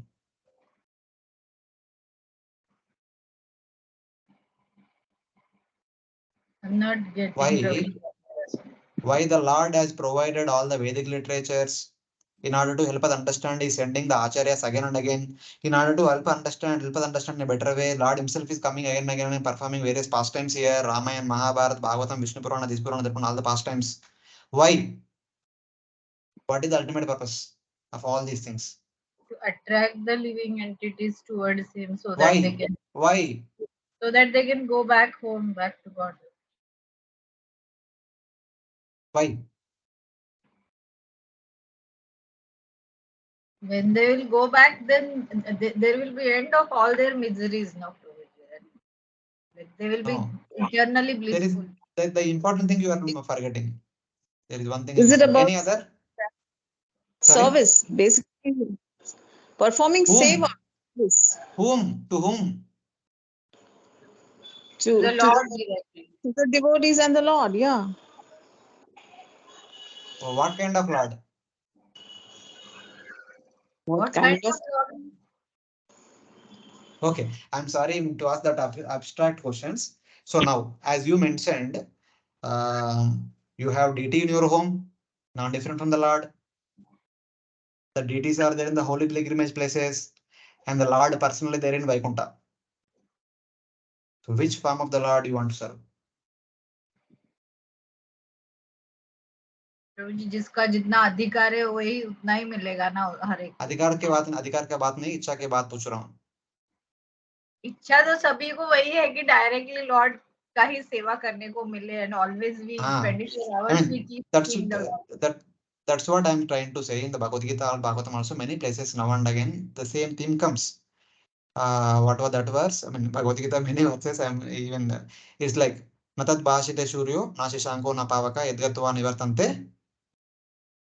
Tadhama Paramam. Narupamasya Tatopalabhate, Nanto Nachadi Rajasam Pratishtha, Ashwatthamenam Suvirudamodam Asanga Shatrena, Drudena Chitva, Tata Param Tat Parimargitavyam, Yasmin Gatana, Nivartanti Bhuya, Tameva Chadyam Purusham Prapadde, Yata Pravruti Prastha Purani.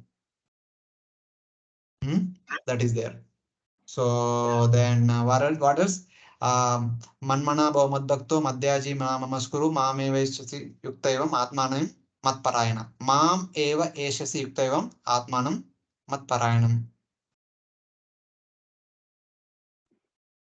Mame Visatyante Pratijane Priyosime. Devi Esha Gunamai Mamaya Duratya Mam Eva Prapadante Maya Yetam Tarantite. And then what else? Many more places.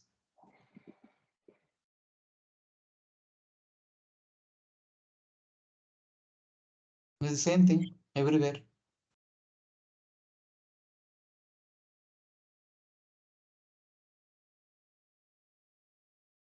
I'm like not that. understanding what you are exactly trying to convey, Prabhuji. Okay. Sorry. Kindly remember nectar of devotion. Adav Shraddha, Tata Sadhutanga, Bhajana Kriya. Where do you perform all these three? In the association of devotees. Where? Everywhere, like temple, home, wherever, Bhakti Pusha, wherever. In your home, satsang program, temple, and holy places. As you continue this Bhajana Kriya, there happens Anartha Nivrutti. Then there will be Nishta, Ruchi, Asakti, Bhava, Prema. So what do you mean by Nishta, Ruchi, Asakti, Bhava?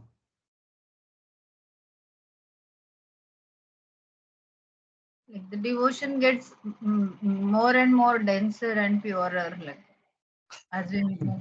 In activity, in the form of activity.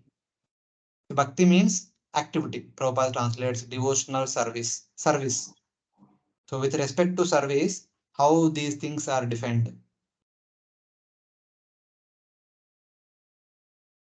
As one progresses further, means the interest in the other material duties and responsibilities, it will gradually go on reducing until one just takes up to only devotion. I don't know, no, not like that. Just see like this. In the initial days, we were told to do. The devotees tell that chant Hare Krishna mantra, it is good for you. Come to satsang program, take Krishna Prasad, offer to deities and honor it. Don't eat unoffered food. So many rules and regulations we were told to do. Though we may like it or not, out of respect for the devotees, out of respect for the Shastra, out of respect for the Lord, out of fear of committing sinful activities, we follow. Yes or no? Yes. So this is all before Ananta Nivritti. Even though we don't want to do, but we will do because we were told to do. We are told to follow. Out of respect for them, we will follow. Okay. But after Ananta Nivritti, we become attracted to do those things. Nishta, we are firmly convinced why they should be done and how they should be done. Then no one has to tell us anything.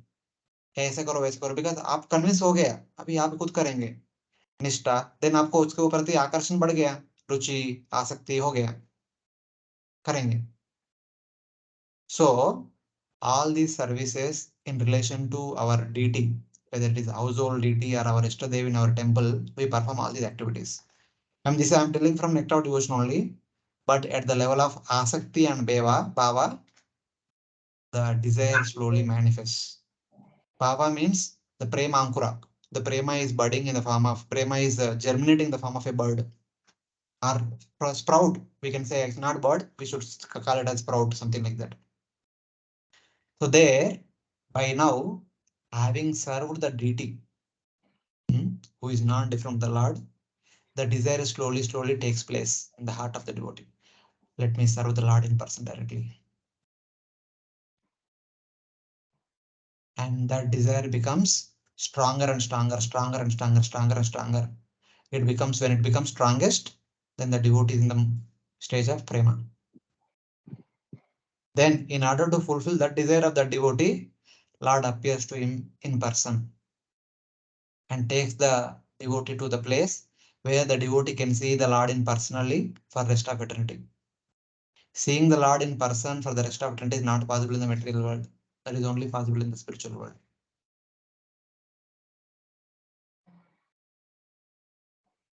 Thank you so much, Prabhuji. You explained it very well. And another, this last line, this is because since long time I have this problem, and that is specifically focusing on this. Like it mentions that once one reaches to the Lord's abode, rather than study of scriptures or reveal wisdom, everything gets revealed to him. So, like a devotee who has lot of intense desire to study so many scriptures, but of course the life is limited and the time is limited. So one never knows that how much really one can accomplish before one, See, all these things are just to inspire ourselves to continue on the path of bhakti. They are all required. It is not negation. The understanding is reveals wisdom. yeah, Realization will be possible only when you see. Till the time you see, till the time you don't see, you don't have any realization. Till then it is theoretical understanding only. That's oh, how we have to see it. okay. That अभी way, उसके बारे में कितना भी सुनो 15 chapter तो third घंटे में सुनो सेकंड चैप्टर तो 9 चैप्टर में सुनो और अदर प्लेसेस आल्सो सुनो वो सुनते रहेंगे that will be theoretical information only as long as you see it yeah, it can't be realized yeah, right. Yeah. So even It's if like that. somebody leaves body before reading something, means of course we should study and read. Not But required. When one goes there, everything will be revealed. Even one may know a little bit here, but when one goes there, okay. everything will be revealed. But Yeah. here, more than knowing, the intention, that surrender is important. Yeah. Don't Yeah. think So that one somebody is not. knows more Yeah. slokas, they can go to quote slokas left and right. That doesn't mean that they have a lot of bhakti. Yeah. Bhakti is personal. It is not about skill. So it also means ना प्रभुजी that we need not lament that कुछ थोड़ा रह गया ये पढ़ने का था but if we are eligible or we can do bhakti in such a way that we can go back, then whatever is remaining will get revealed after going there. Is it the right understanding? But now you people have taken the responsibility of completing Bhakti Vaibhav, you should read. If you don't read, that Yeah, is a sin. Prabhuji, I'm not talking about that. Yeah, we'll Ah, complete that. Krishna will. Another devotees also, those who don't write, give the exams and complete the requirements, that is a sin. Because you have taken the responsibility, you have to fulfill Yeah, it. for Prabhupada's pleasure, we must do it properly. Yeah. That is No, not for Prabhupada's pleasure. Because we have taken the sankalpa that I want to do it, so we should do it. yeah. If you don't complete it, it will remain as a runa. We have to come back to full complete it. नहीं होगा Krishna willing complete होगा प्रभु जी करेंगे हमारी तरफ से तो पूरा प्रयास करेंगे बाकी सब तो कृष्णा Complete करना पड़ेगा. That's it.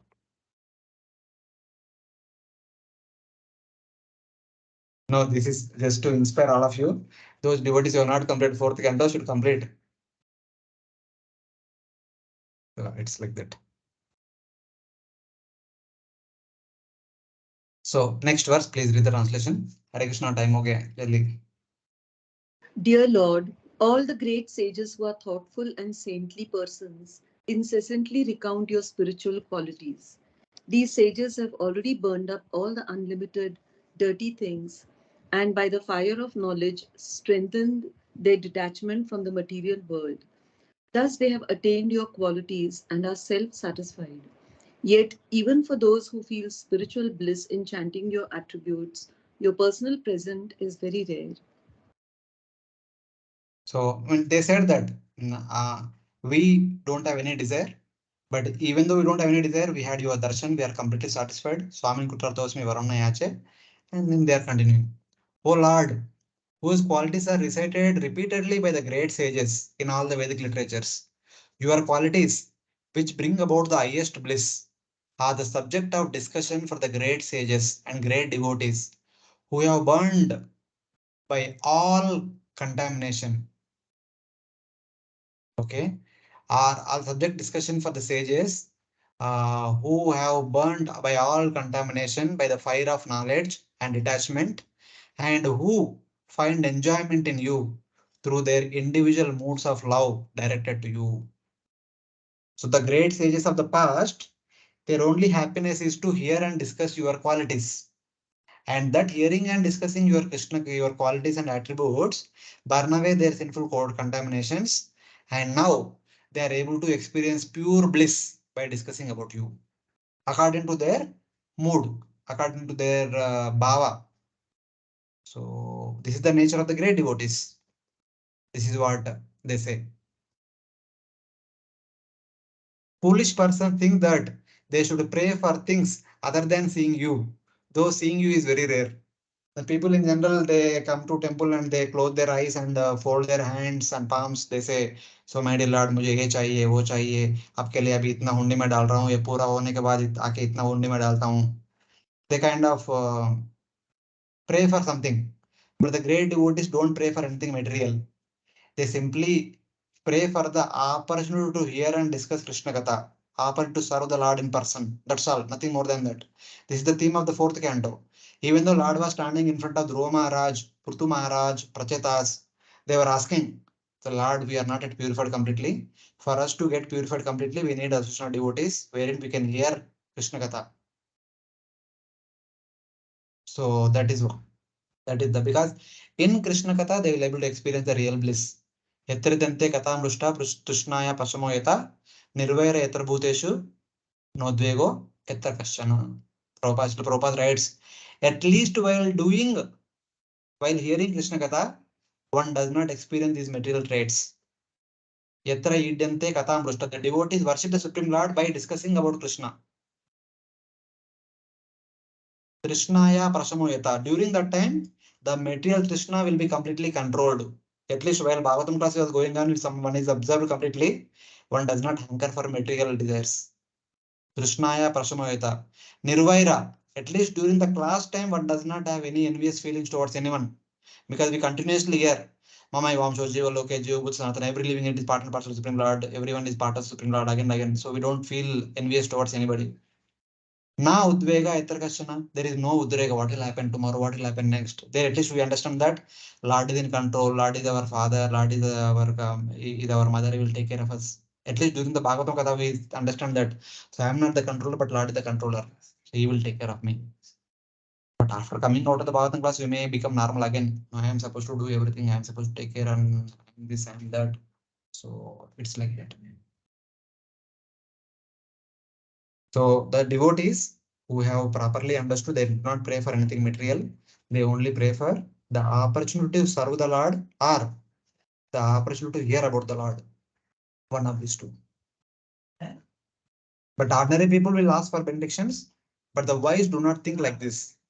Though you do not show yourself, you are the subject of talks concerning your qualities, which bring about the highest auspiciousness for the sages, who have burned up unlimited contamination of material distress by the fire of knowledge, sharpened by detachment, who completely enjoy you with moods such as dasya direct towards you. So by the continuous practice of swadhyaya and vairagya, they have burnt up their material contamination, and now they are able to release the pure bliss in the association of devotees by discussing and hearing about you. This is how the great sages are experiencing. They do not want anything else. So like that. O Lord, whose qualities are recited repeatedly by these great sages, and hearing them, they experience pure bliss. That is like that. So they, in the previous verse, they talked about themselves, what they want. In the next verse, they are talking about the great devotees, what is their aspirations, what are the desires of the great sages, the great devotees. The next verse, they will continue further. Yeah, please read the translation.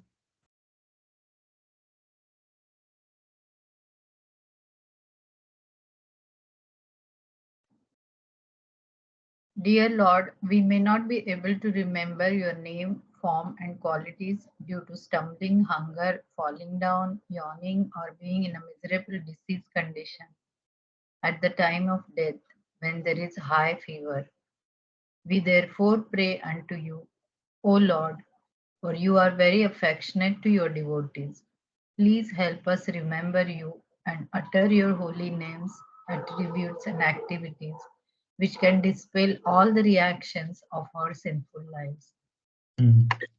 Even though great devotees do not ask for anything, but we are not such great devotees, still though do don't have any desire, but still you are ready to offer some benediction. Please do us this small favor. Fulfill this one desire of ours. May we somehow or other chant your names, describing your wonderful qualities, which destroy all sins at the time of death, in order to help us remember you. So please help us remember you and chant your glories, so that we'll be able to remember you at the time of death, because that is the only way we can destroy all our sins and remember you, who are unable to remember you. Because normally we are not able to remember you, and we don't have any guarantee that we'll be able to remember you at the time of death. But please help us so that we will be able to chant regularly, continuously we are able to chant and hear you about your names and forms and qualities, so that we'll be able to remember you at the time of death. We don't know how we are going to die. We are not able to remember you. You may get death while stumbling, suffering hunger, falling down, yawning, or suffering calamity. In all these different cases also, may we remember you. Especially at the time of death, even other cases also, while all these difficulties, we may not be able to remember you. Kindly help us So we'll be able to chant about you continuously, chant months year and chanting, Shravanam and Kirtanam, so that we'll be able to remember you in these critical situations also at the time of death. So like that. Even if we have unsteady, think of you. So that persons like us who cannot remember you may remember you. May your names be available to us. So this is the only desire that we have. Please excuse us for our materialistic desire, but kindly help us in this way. This is their prayer for the Lord. Next, please read the translation. Dear, dear Lord, here is the great King Nabhi, whose ultimate goal in life is to have a son like you. Your Lordship, his position is like that of a person approaching a very rich man and begging for a little grain.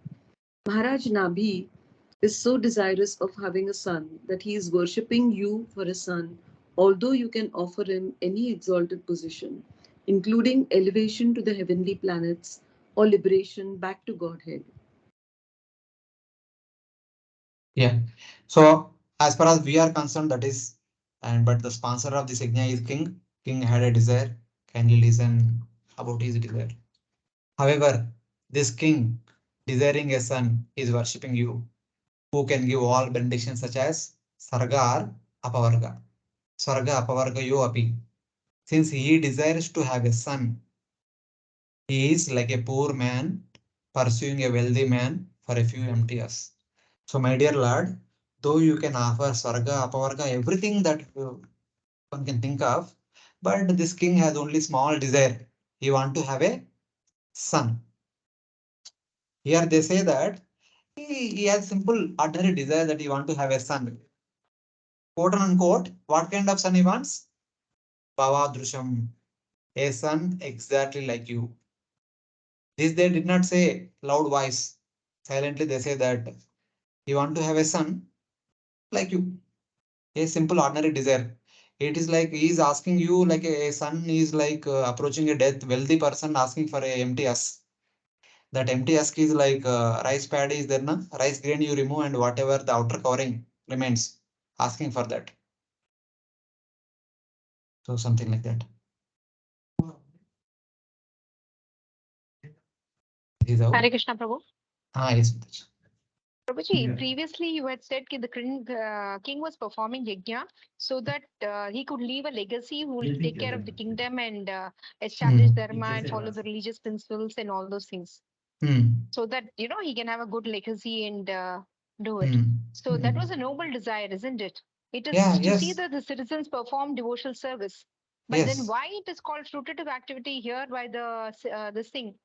Priest, because he's asking the Lord for something which is good, isn't it? See, common majority, common masses point of view, asking something is like a fruity mentality.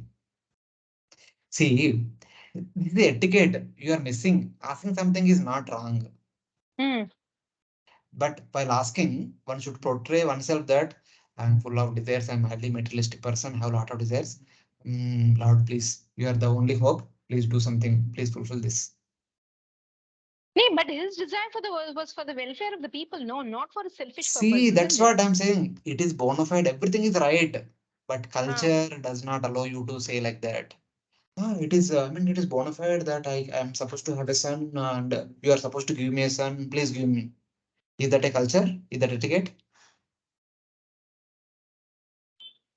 A devotee No, it never is. portray oneself as a devotee as oneself as a great person. A devotee always portray oneself as the lowest or mean out of humility. Okay, bro. Yeah. You were there. We were discussing in the fourth canto, first chapter. What was his Atri? Atri Muni, he asked for the similar. What did he say to the lords? What kind of prayers he offered? Yeah, he asked for a similar son, na? You tell me what is that? What did he say? I don't know. No. Anyone remembers? That is also one of the classical case of etiquette. Also, Prabhuji, like similar, na son like you what Kardama desired. No, before son, he asked something else. He said something. It is a cultural point. If you read Prabhupada's purports, you will not understand that. Prabhupada actually chastises Atrim. Yeah, it is better to go back to Godhead than to have a son. No, Right? not that. He desired a wife, proper wife. वो wife था, दोनों मिलके तपस्या कर रहे थे. माँ शादी हो गई ऑलरेडी. शादी होने के बाद उनको बच्चा चाहिए था, इसलिए they were worshipping. He said that I was worshipping the controller of this universe, and three of you came. Who is that? Whom did I call? Why बाकी दोनों आया? Okay. If you literally translate, it comes like that. मैं तो ईश्वर को पूजा कर रहा था, अब तीन लोग आ गए. क्या बात है, क्या चल रहा है? अब तीनों में कौन है? ईश्वर. Is a literal translation, but the cultural aspect is that I'm ignorant. I don't know who is who. I was just worshipping to the Supreme Lord of this entire universe, who blessed me to have a son like him. But by good fortune, three of you appeared here. So can you please take the effort to educate me? Who among all three of you is the Ishvara of the Supreme Lord, or all three of you are the Ishvaras?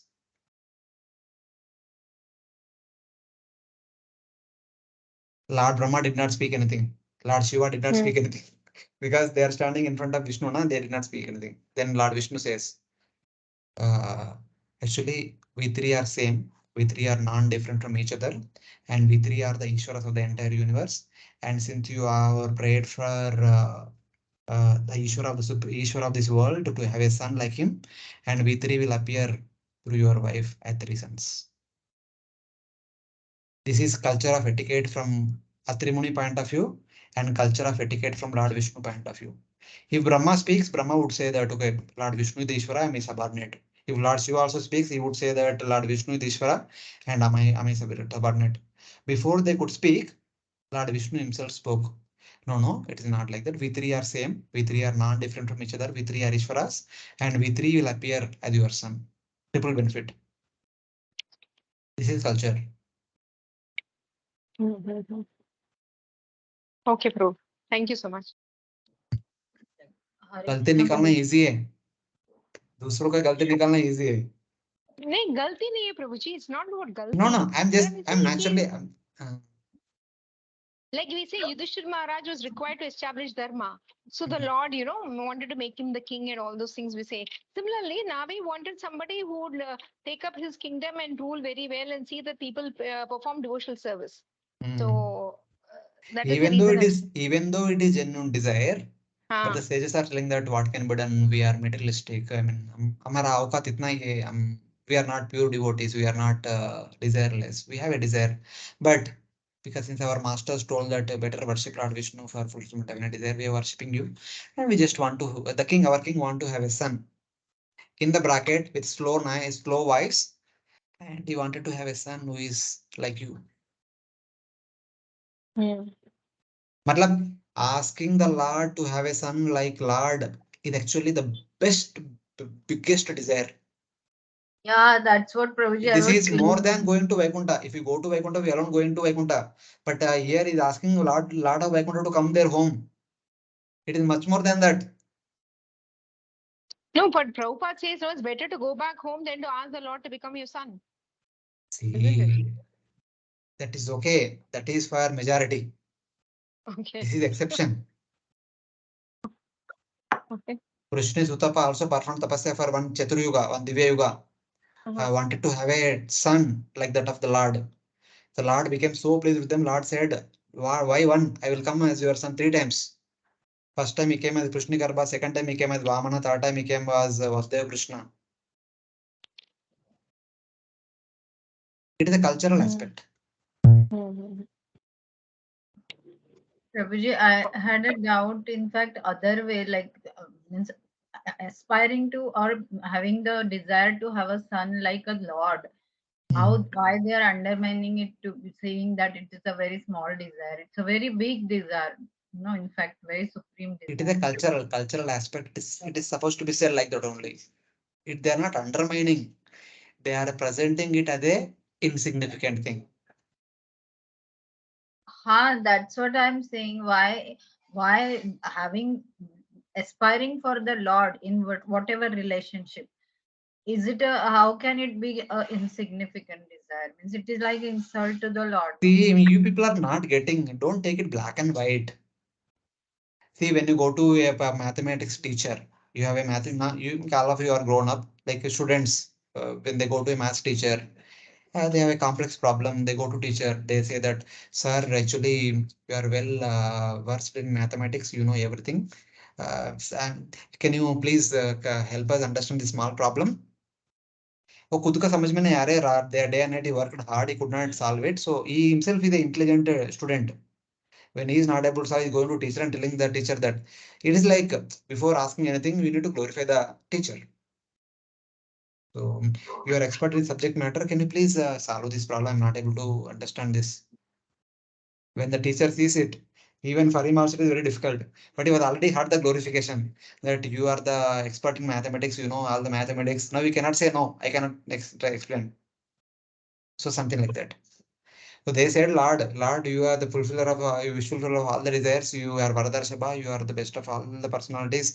There is nothing in front of you insignificant. And then they say that working just want to have a son like you. That means Lord को पूछ रहे आप खुद आ जाओ इधर. Yeah, so So it's this a is the very cultural humble aspect. and yeah, very polished way of means convincing the It's Lord not to. polished. It is not polished with the culture. Yeah. Polished way is used to cheat others. No, no, not in that wrong sense. I'm saying polished means it's a Since very what? culture. Yeah, It is to a be. etiquette. It is a etiquette. It is a culture. Yeah. Okay. Yeah. Thank you, Prabhu. However, though it is improper to ask, we ask you because it is necessary.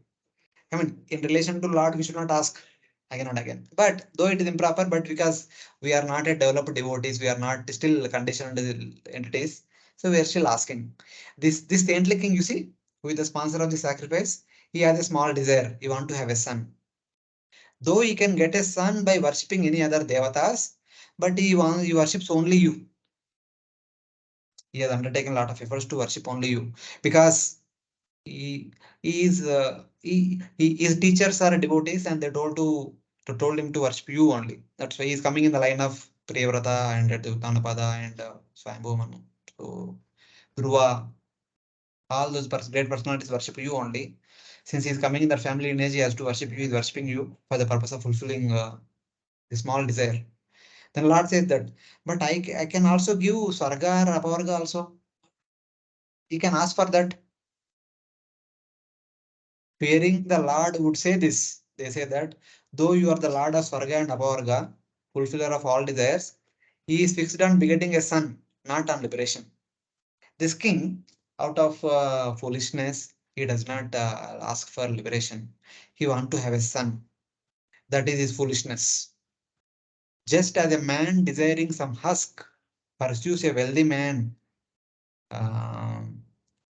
So the wealthy man who had a good crop, he has taken all the rice grains to home, but husk is left behind the field, and this person going to him and asking for husk, what is left over, which is not no good for the owner.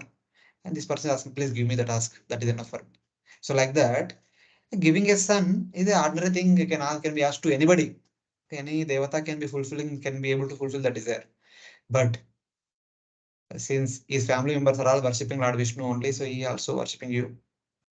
So the desiring a son, he only worships you. See his stubbornness. We told him we will worship Indra or Chandra, Varuna, Vayu. They can give us a son.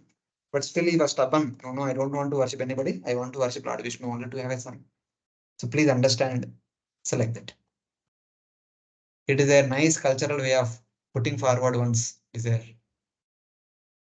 So please read next translation.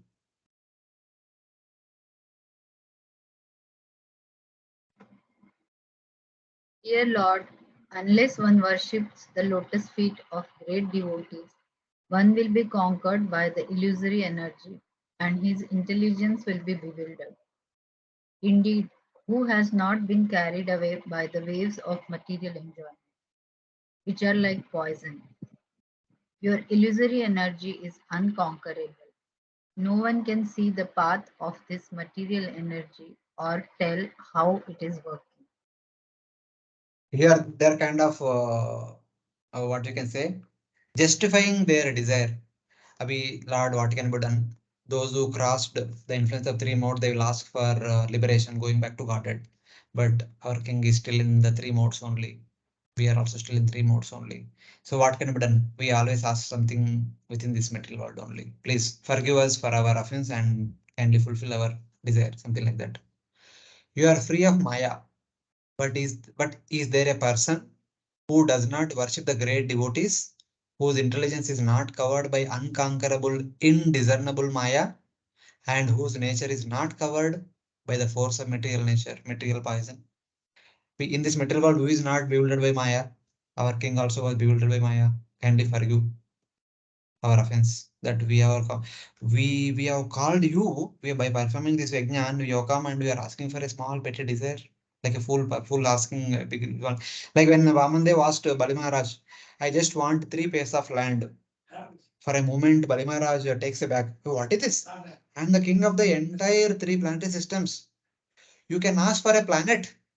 You ask for a Deepa or Varsha or the entire Bhumandala or a planet or whatever. I have everything in my possession. I can give you everything. What is this you are asking, like innocent and foolish boy? 3 paise of land, to according to my measurement. 3 faces means maybe 1.5 feet land portion only. That much only. What is this? So it is like that. This is how they are saying. 8:30 class. But this is not his fault, my dear sir, my dear Lord. This is not king's fault. Whose intelligence is not covered by your Maya,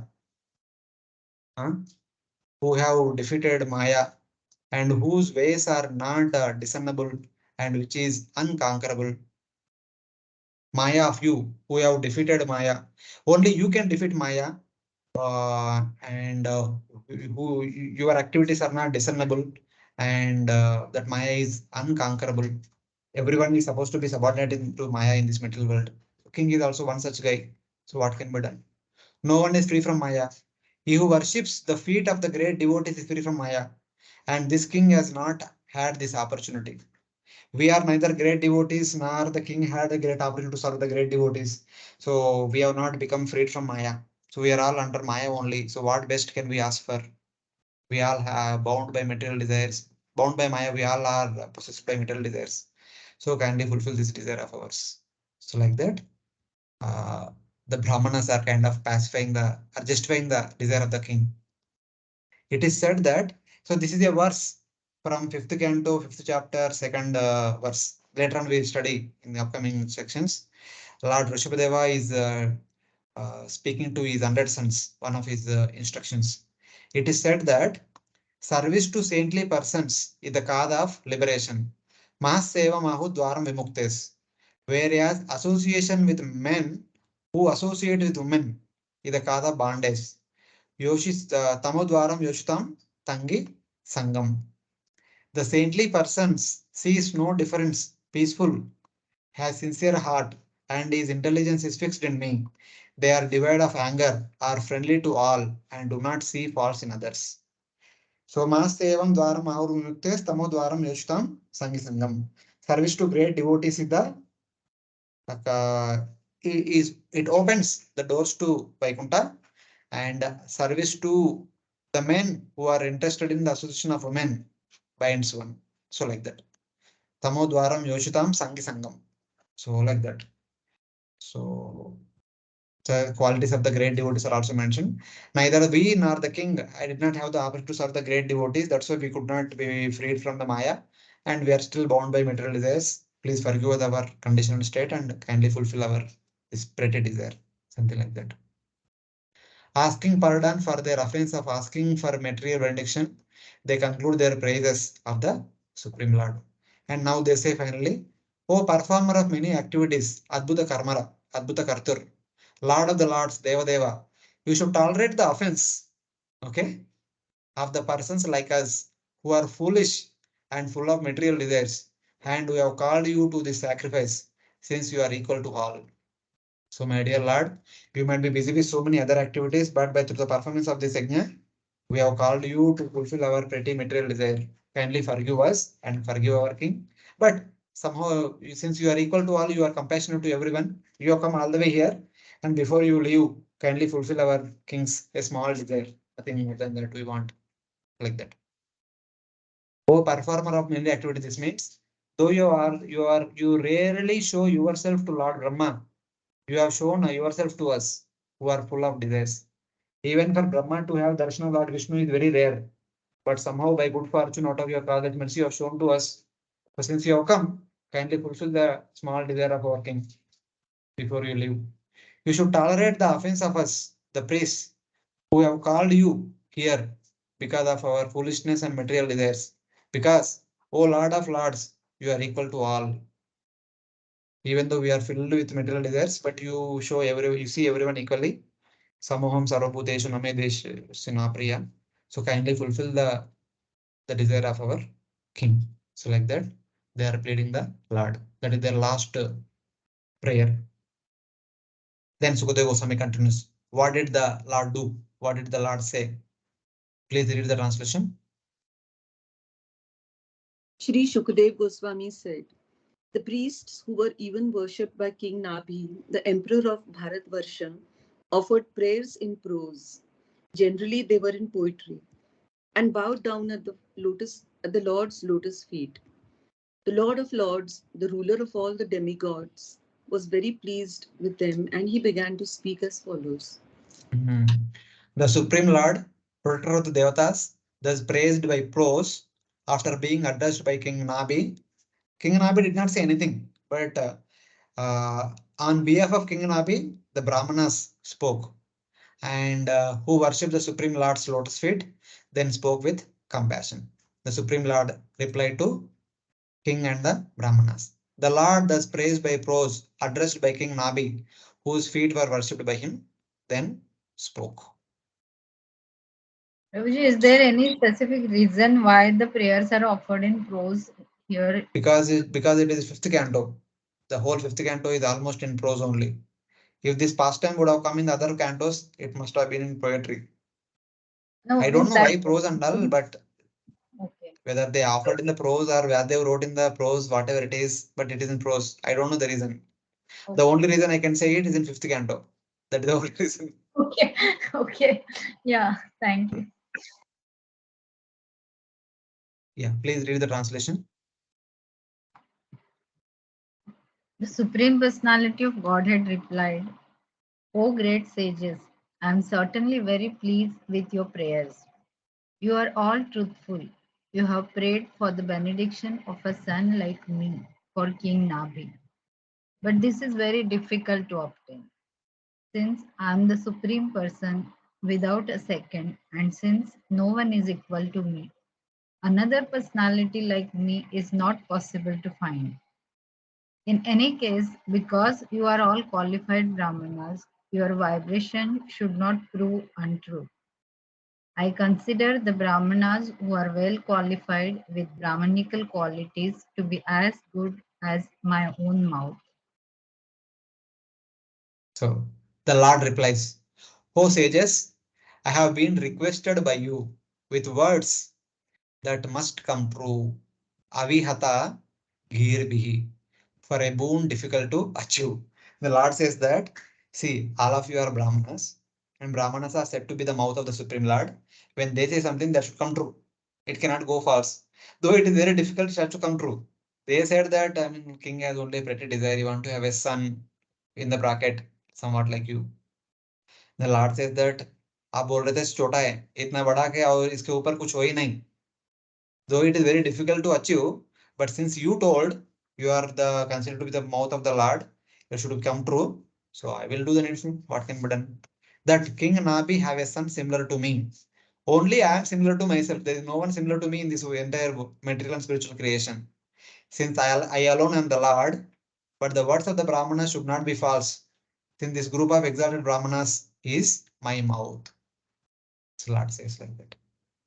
Because all of you are devotee brahmanas, your words cannot be proven wrong. So though it is difficult to fulfill this desire, I will fulfill it. Why it is difficult? Because there is no one similar to me. Because I am the only Lord. Avit tata girbi means by words which cannot be untrue. Abhirupa means similar. There is no one similar to me. I only have to. There is one verse which Prabhupada quotes many of the Bhagavad Gita purports. If you remember from Shvetavatar Upanishad, I suppose. Natasya karyam karanam cha vidyate, natas samascha abhyadikambu drishyate. He says that there is nothing to do. There is no activity is supposed to be done by the sense of the Supreme Lord. And then there is no one equal and superior to the Lord.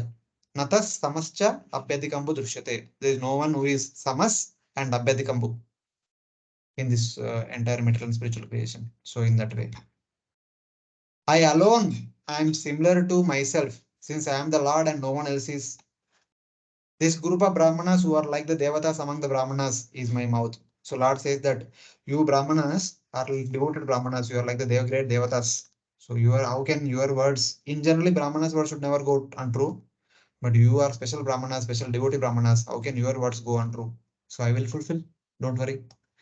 Not finding anyone else equal to me, I will appear in my partial form for King Nabhi as King Nabhi's son. Tataha Amshakalaya Avatarishyami. I will only appear myself in my Amshakala, in my partial manifestation. So it's like that. Then Sukadeva Goswami says, speaking thus unto the husband of Meru Devi, who was listening, the Lord disappeared. The Lord disappeared from that assembly. And finally, Sukadeva Goswami said that, O King Parikshit, satisfied with the great sages, wanting to praise King Nabhi and desiring to show the path. So Lord appears for fulfilling three desires. So one is to make sure that the words of the Brahmanas are true. Then in order to fulfill the desire of Nabhi that you want to have a son who is similar to the Lord, and Lord himself has a personal desire.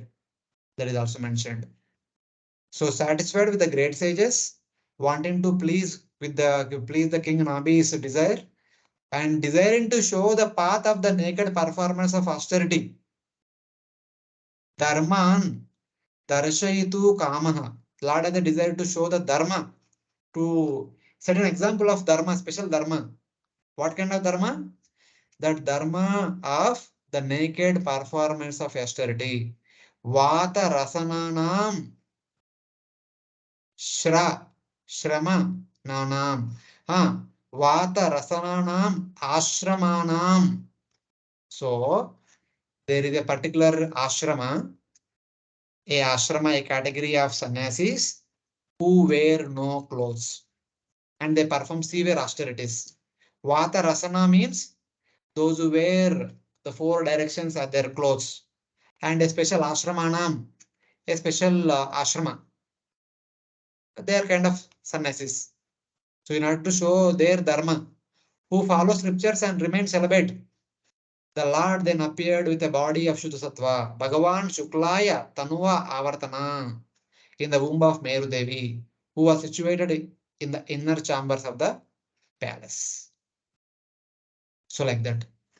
Eventually, Lord, not to fulfill the prayers of the great Brahmanas, fulfill the desire of the King Nabhi, and in order to fulfill his own mission, that is to spread the dharma of the Vata Rasan Ashrama.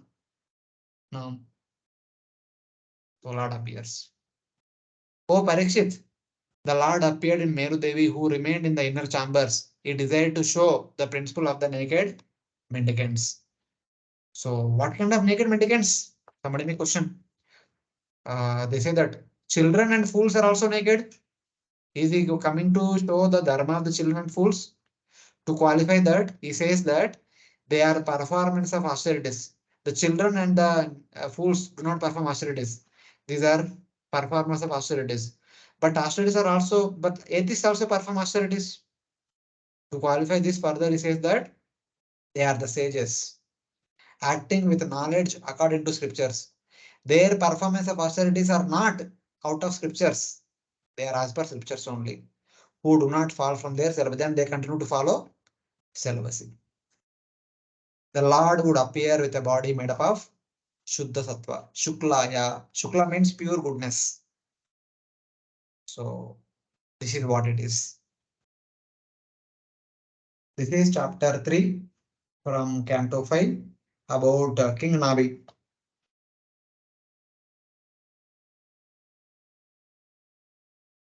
Hare Krishna. We are done. Hare Krishna. Yes, Mataji. Prabhuji, in the 12th verse of this chapter, like Brahmanas prayed that Lord, please give us the remembrance of you at the time of death. So this was the prayer for all everybody they had made. Now means like all the Brahmanas. When Lord says that, okay, no problem, but I have come, please ask for a benediction. Initially, they said that we don't want any benediction. We are completely satisfied by having your darshan. Because this is what we have learned. The great sages are not supposed to ask for any benediction. Because they always relish in the association of other devotees hearing about you. Okay? So, in order to follow in their footsteps, we are not great sages. We don't have the qualification. I mean, we don't have that great level of consciousness that we can experience great bliss by hearing and discussing about you.